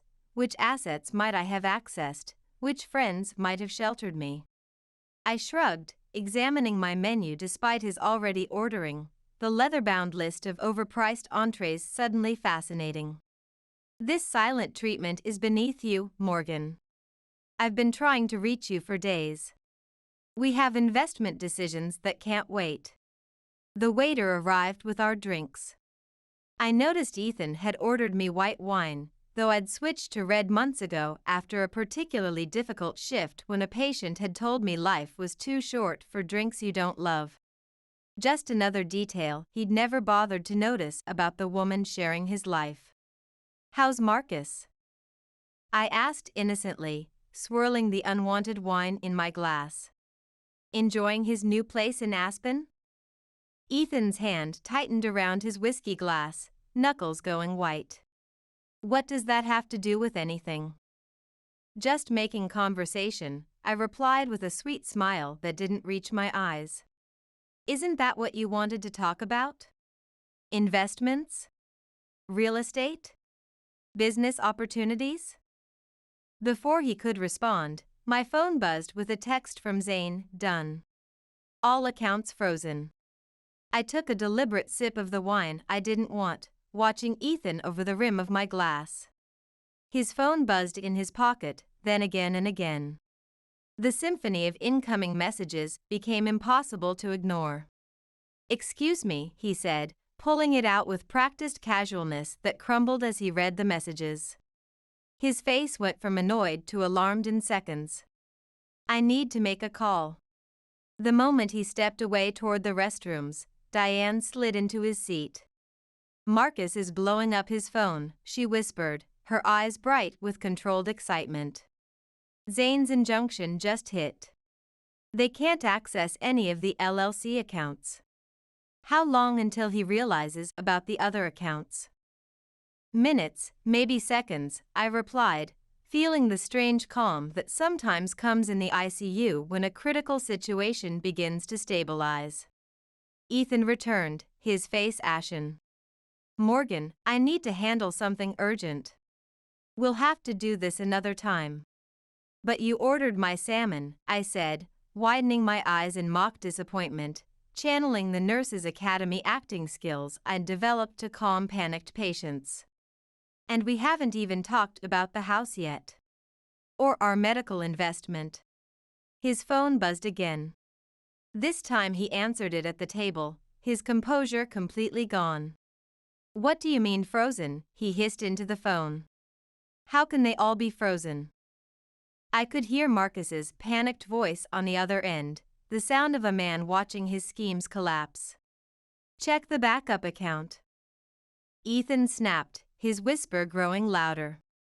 What do you mean it's empty? That's impossible. I pulled out my own phone, casually opening my banking app. Oh, honey, I said softly, is something wrong with the accounts? The ones for our medical investment? His head snapped up, eyes narrowing with sudden comprehension. What did you do? Me? I'm just a nurse who doesn't understand business, remember? Just a wife who should know her place. The waiter appeared with our food. The salmon with dill sauce for the lady. She's not staying, Ethan growled, earning a surprised look from the server. Actually, I said, smoothing my napkin across my lap with deliberate care, I think I am. You did order for me, after all. I wouldn't want to be wasteful after all those lectures about fiscal responsibility. His phone buzzed yet again. This time it was a text from his bank.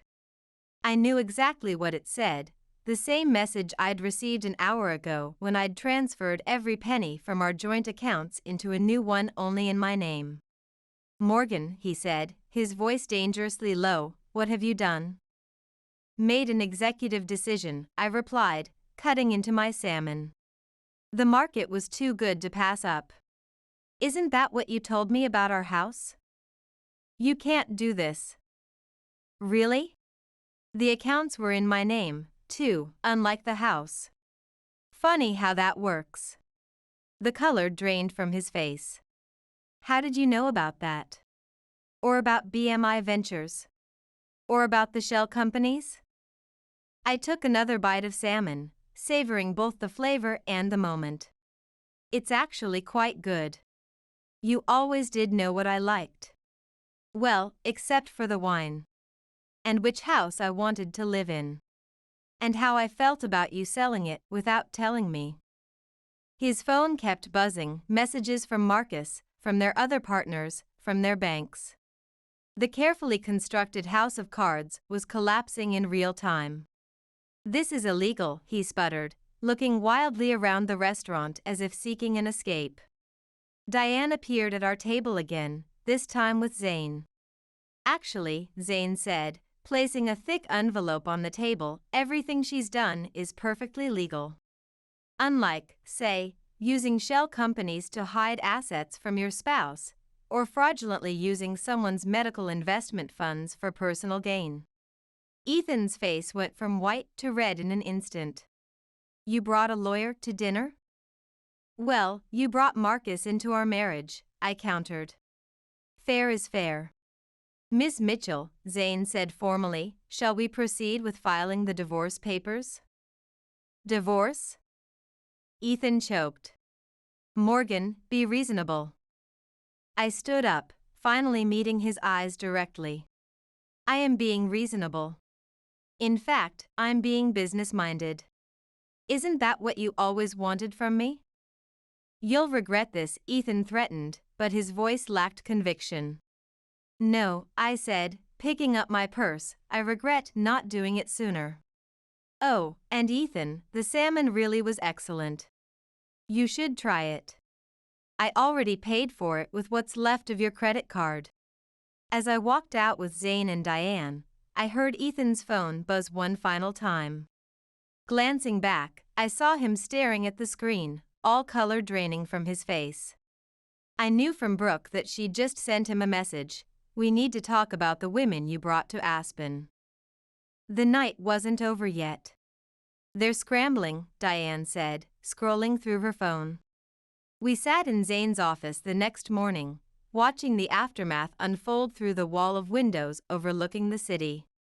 Brooke has been posting cryptic messages about trust and betrayal on Instagram. She's tagged every partner's wife in them, Diane announced, her banker's precision evident in how she tracked the digital fallout. The LLC's lawyer has been trying to reach me since dawn, Zane added, checking his messages while adjusting his tie. They're offering to negotiate.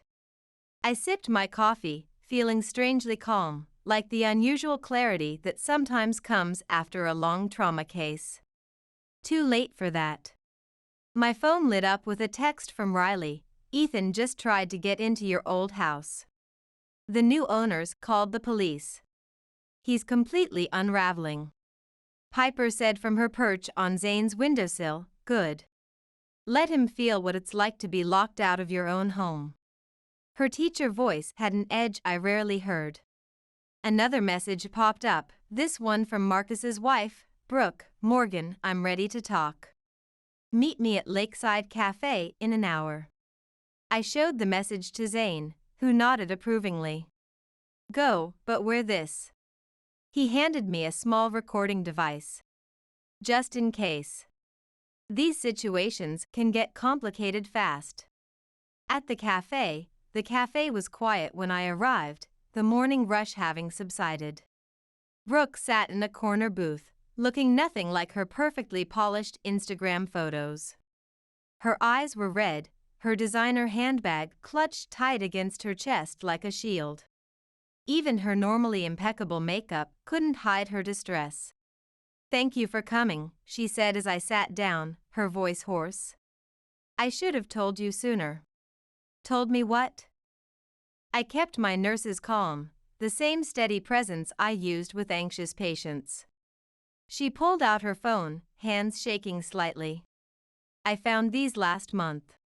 I didn't know what to do with them. She slid the phone across the table. Photos filled the screen, Ethan and Marcus at various locations, always with different women.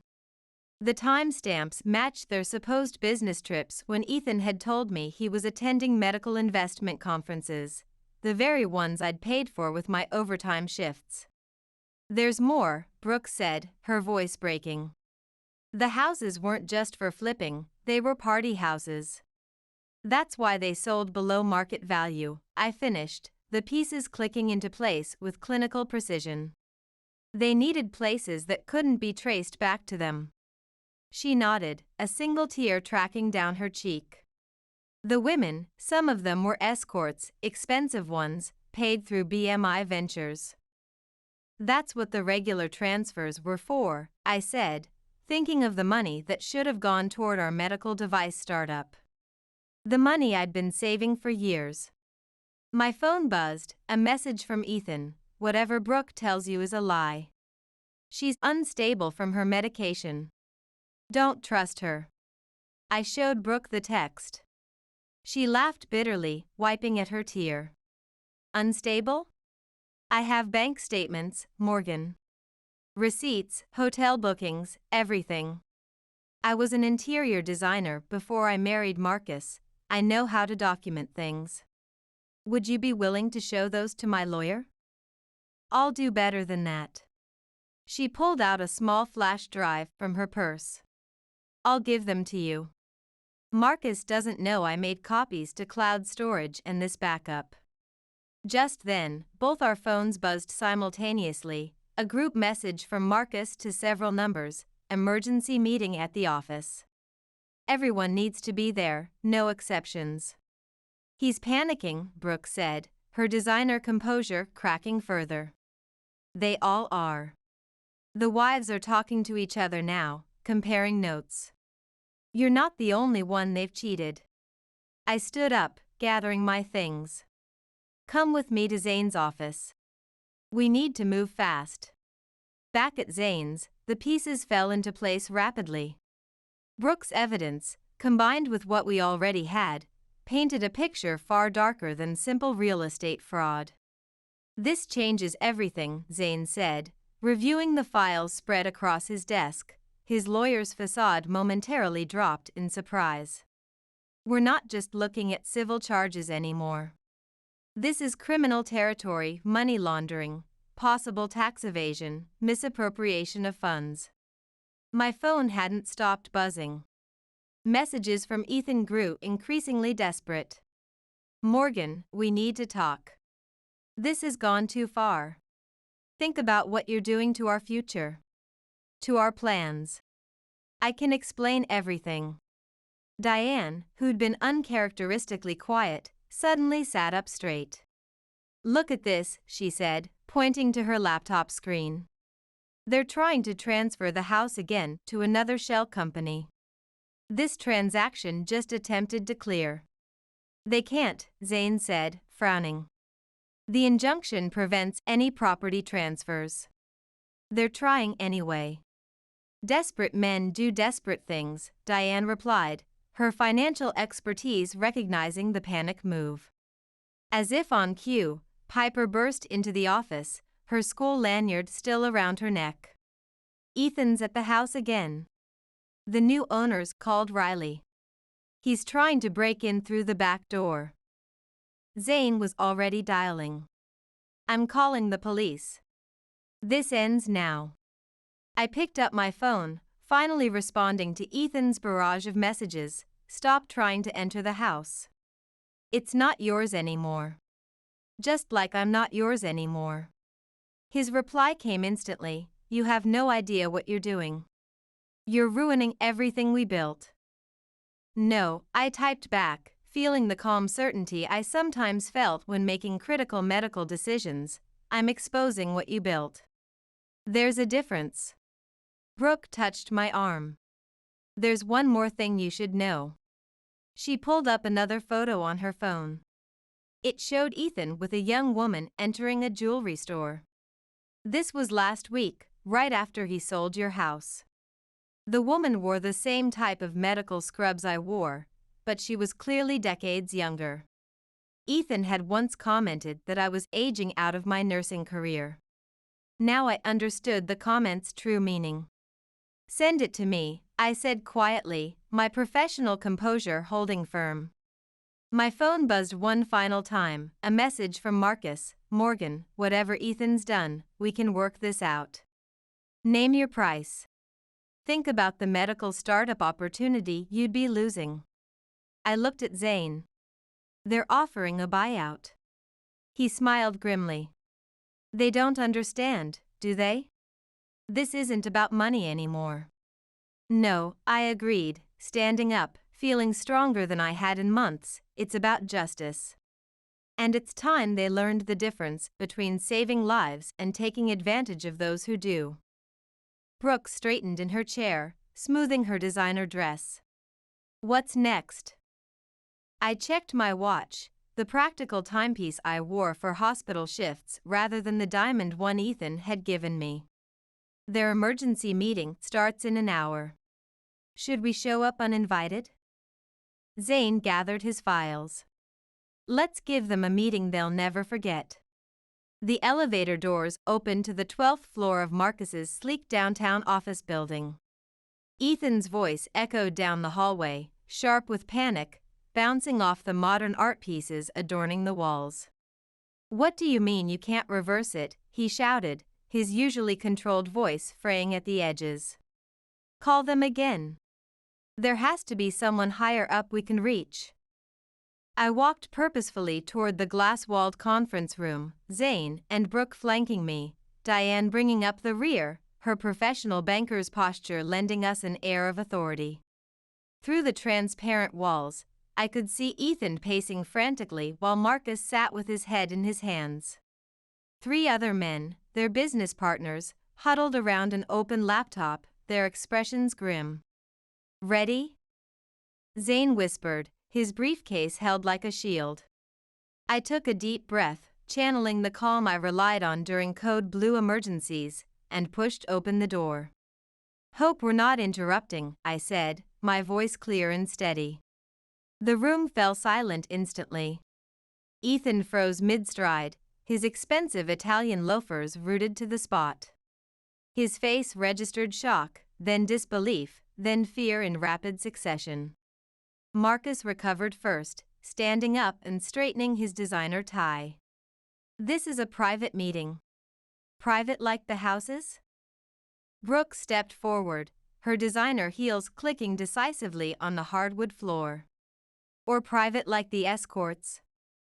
Marcus's face went ash white, all pretense of composure evaporating. "Brooke, what are you?" "Sit down," Zane commanded, his voice cutting through the tension with practiced legal authority.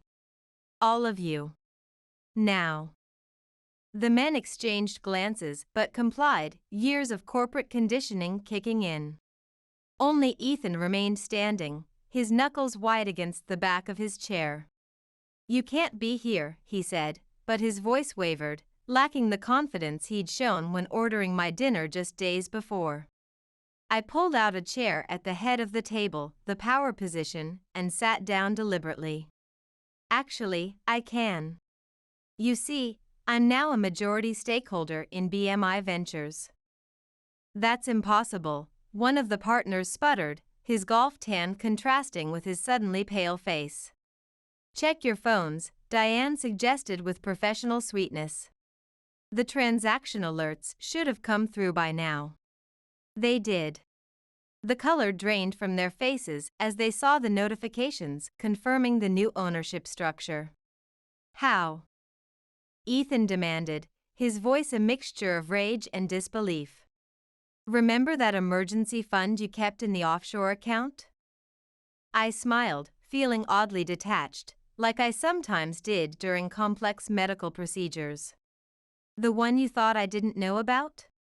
Turns out having my name on the account meant I could use it to buy shares. A lot of shares. "You can't do this," Marcus said, desperation edging into his voice.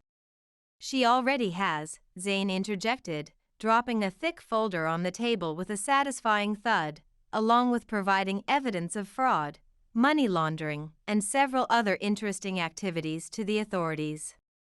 Ethan lunged for the folder. I pulled it back smoothly.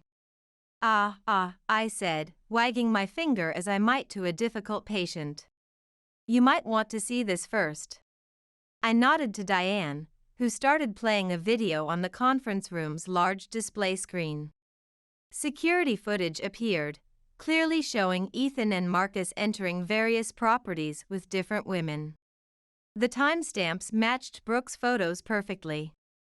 "We have hundreds of hours of this," I said quietly, "from every house you flipped." Those security systems Riley helped install were quite thorough. "Morgan," Ethan's voice turned pleading, his hands spread wide, "whatever you think this is, you've got it all wrong." Brooke cut in, her voice steady despite her tears. "I already told her everything, Ethan. About the houses, the women, the parties, all of it. The medical conferences that never existed." Marcus slumped in his chair, his carefully cultivated image of success dissolving before our eyes. "Brooke, please.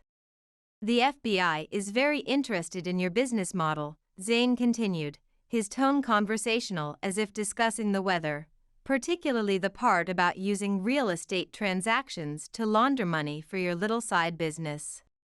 The other partners started whispering frantically among themselves, their fraternity of greed dissolving into every man for himself panic. "You have two options," I said, standing up, drawing on the authority I used when directing emergency response teams. "Option 1, we turn everything over to the authorities. You all face charges, your other properties get seized, your wives find out exactly what kind of business meetings you've been having." "Option 2, one of the partners asked weakly, sweat beading on his forehead. "You sign everything over. The properties, the companies, all of it.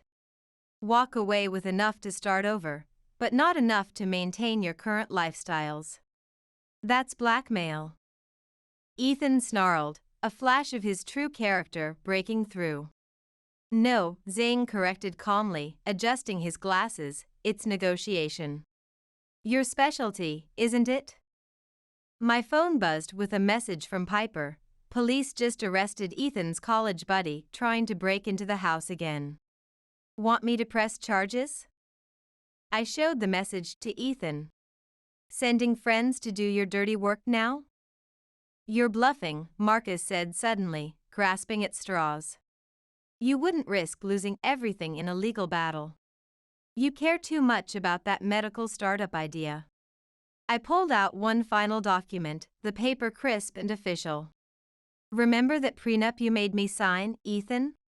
The one that said I get nothing if I'm unfaithful? I slid the paper across the table. Turns out it works both ways. And unlike you, I have proof. Ethan grabbed the paper, his hands shaking as he read the clauses he'd insisted on but never thought would apply to him. You have 1 hour to decide, Zane announced, checking his watch. After that, we go to the authorities. You lose everything. Just for revenge?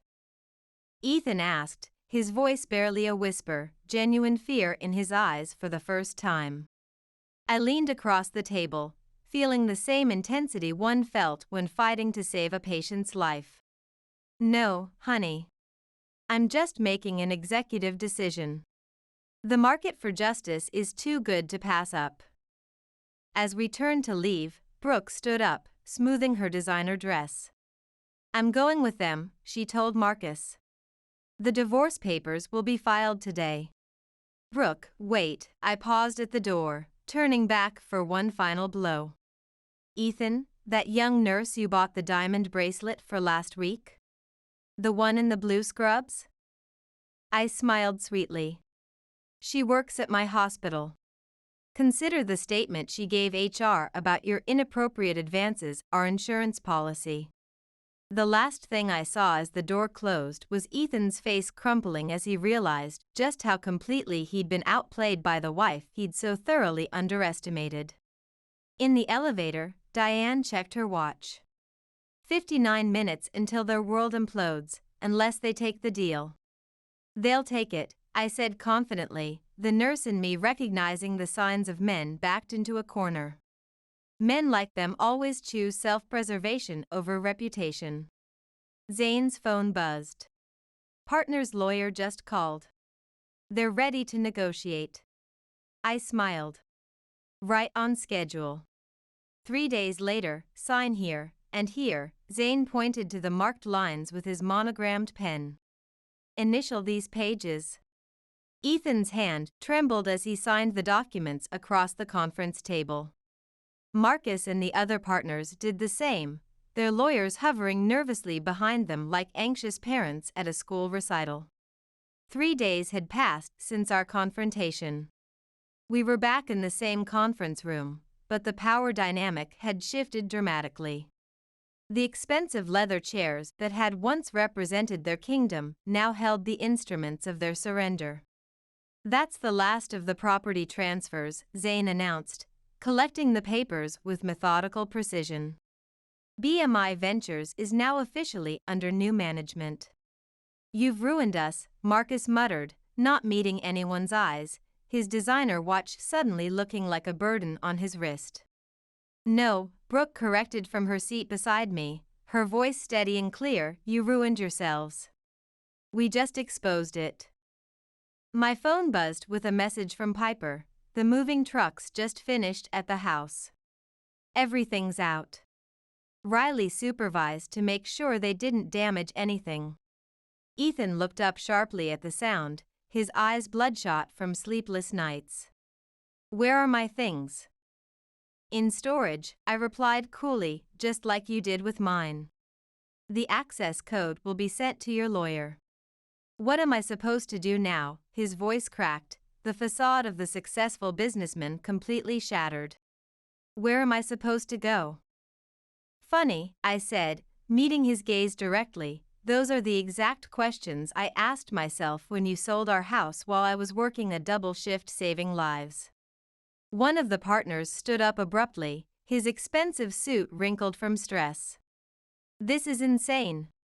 We had a good thing going. A good thing? Diane interrupted, pulling up images on the conference room screen. You mean these good things? Images flashed across the screen, their parties, their secret meetings, bank statements showing suspicious transfers, all catalogued with banker's precision. The men winced as their secret world was displayed in high definition. Enough, Zane said firmly. The deals are signed. You've all been more than fairly compensated, considering the alternatives. Fairly compensated? Ethan spat, a flash of his true nature breaking through. You've taken everything. Not everything, I corrected, using the calm voice I reserved for distraught family members in the ICU. Just the illegally obtained assets. You each still have your personal accounts, well, what's left of them? Marcus's lawyer cleared his throat. My client would like to discuss the matter of the Aspen property. The property purchased with laundered money? Zane raised an eyebrow. That property has been surrendered to authorities as evidence of criminal activity, unless you'd like to explain its funding source to the FBI. The lawyer fell silent, suddenly fascinated by his legal pad. My phone buzzed again, this time from Riley. Police just called. They're ready to move on the other properties whenever you give the word. I showed the message to Zane, who nodded. Gentlemen, he announced, I suggest you use what's left of your resources to start fresh somewhere far away, because once this goes public. Public? Marcus's head snapped up. You promised we wouldn't press charges. Brooke cut in, we never promised silence. Ethan stood up, his chair scraping loudly against the floor. Morgan, please. We can work this out. We can start over with the medical investment. Like you were planning to start over with that young nurse? I pulled out one final photo, Ethan in the jewelry store, caught in the act. How much did that bracelet cost? More or less than the medical device funding you diverted? He collapsed back into his chair, defeated, the man who had always been in control now completely untethered. Mr. Mitchell, Zane said firmly, I suggest you leave now. Your new apartment lease starts today. The address has been sent to your lawyer. New apartment? Ethan looked confused, as if the concept of downsizing was foreign to him. 1 bedroom, 3rd floor walk-up, I said. The rent fits within your new budget. I picked it myself. Consider it my final executive decision in our marriage. The partners filed out one by one, their lawyers hurrying them toward the elevators like handlers managing disgraced politicians. Marcus paused at the door. Brooke, he started, reaching toward her. Save it, she cut him off, not even looking up from her phone. The divorce papers are being filed this afternoon. Your things will be gone by the time I get home. Ethan was the last to leave. He stopped beside my chair, his cologne unable to mask the scent of desperation. I never meant. He began.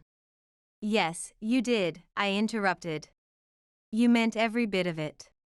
You just never thought I'd fight back. The door closed behind him with a final click, like the sound of a hospital room door after delivering difficult news. Well, Diane said into the silence, that was satisfying. Zane gathered his briefcase.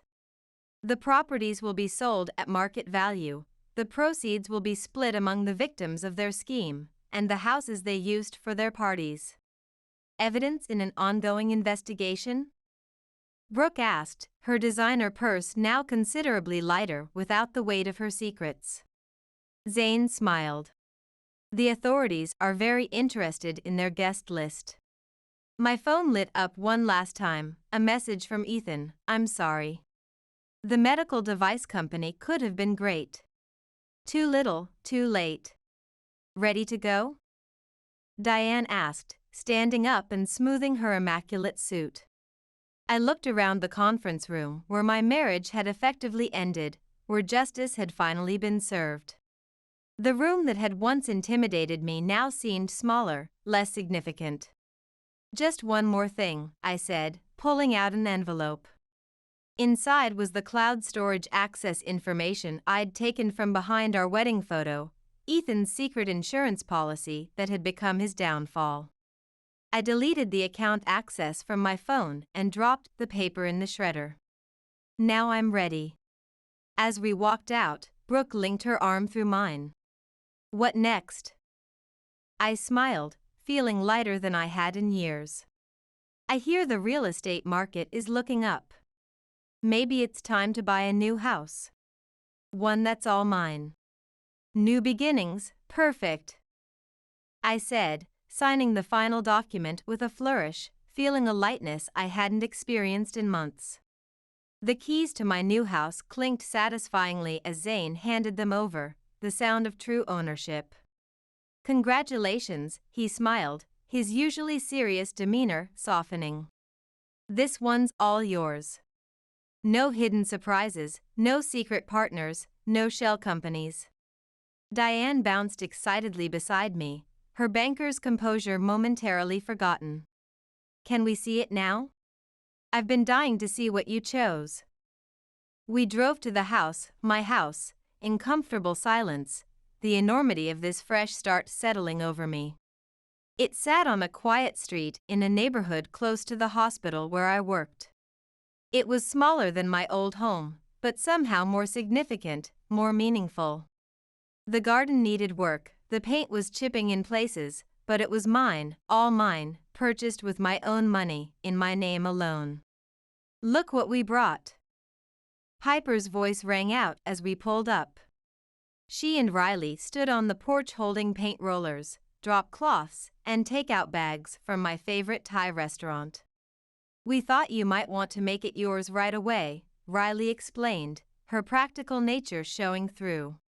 No sense living with someone else's design choices. My phone buzzed with a news alert. The headline made me pause. Local real estate scheme exposed, multiple arrests made.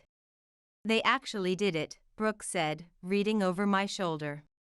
She'd arrived with a bottle of champagne and determination in her eyes, looking more alive than I'd ever seen her during her marriage to Marcus. They tried to start the business up again in another state. Not very smart, Zane noted, pulling up the full article on his phone. The FBI was watching their every move.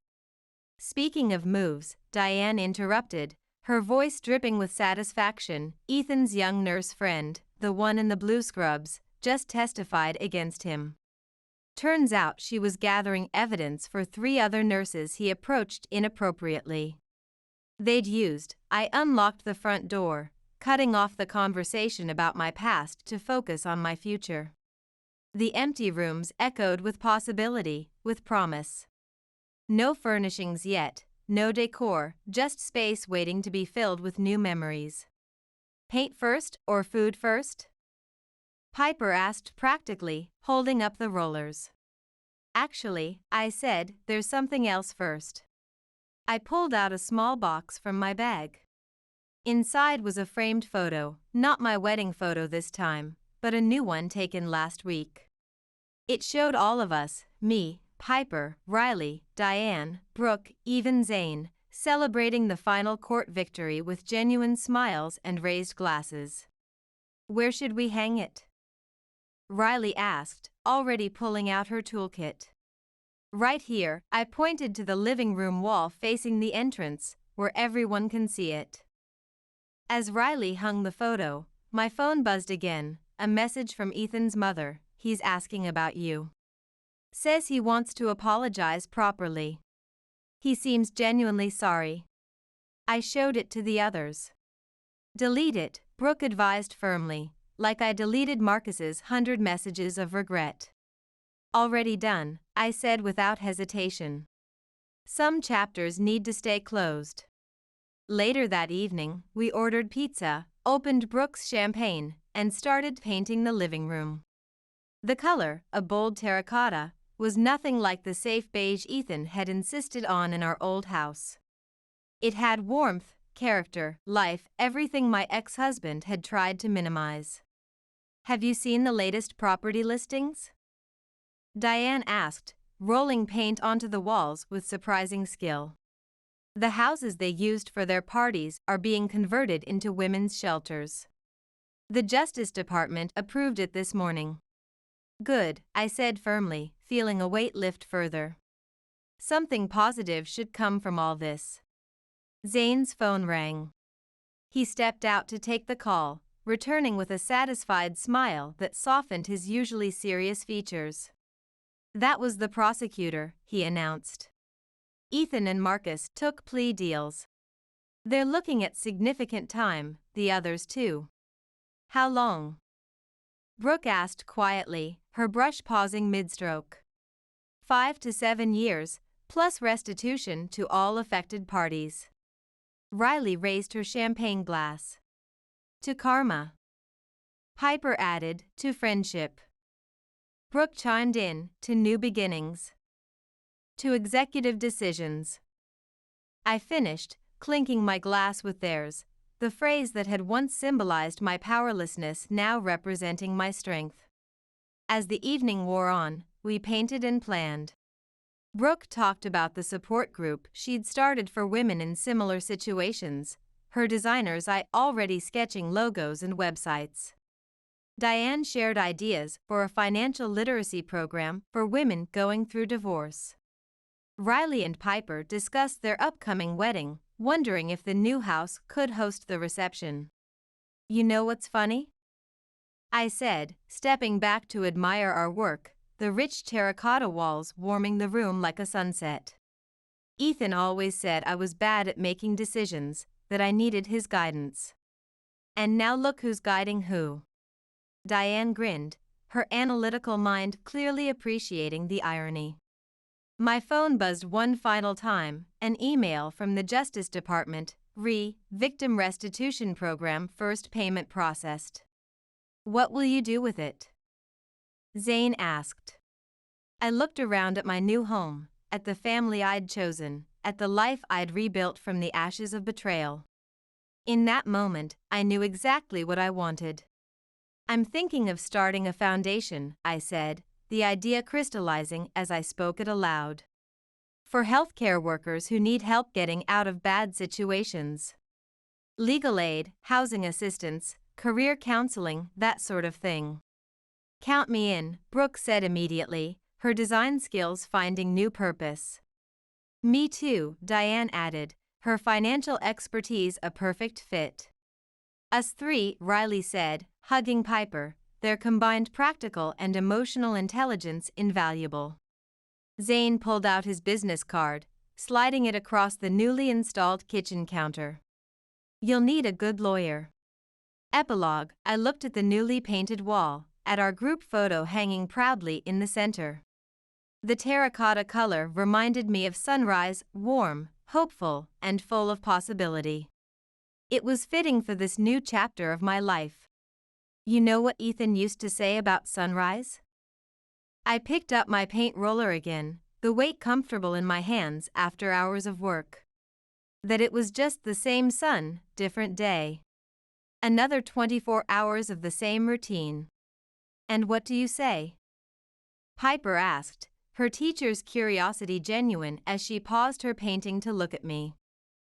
I dipped the roller in paint, adding another deliberate stroke to my fresh start, watching the color transform the wall just as I was transforming my life. "I say it's a new sun, a new day," I replied, feeling the truth of it deep in my bones, "and this time I'm the one making the executive decisions." The room filled with laughter and agreement, the sound echoing off newly painted walls that would never hide secrets or shelter lies, just truth, justice, and the family I'd found along the way. A family built not on legal documents or shared names, but on loyalty, respect, and the kind of love that shows up with paint rollers and champagne when you need to start over. As Riley hung string lights across the newly painted ceiling and Diane uncorked another bottle, I felt something I hadn't experienced in years, the simple joy of being exactly where I belonged, surrounded by people who saw my true worth. Not as someone's wife or someone's nurse, but as Morgan, strong, capable, and finally, completely free.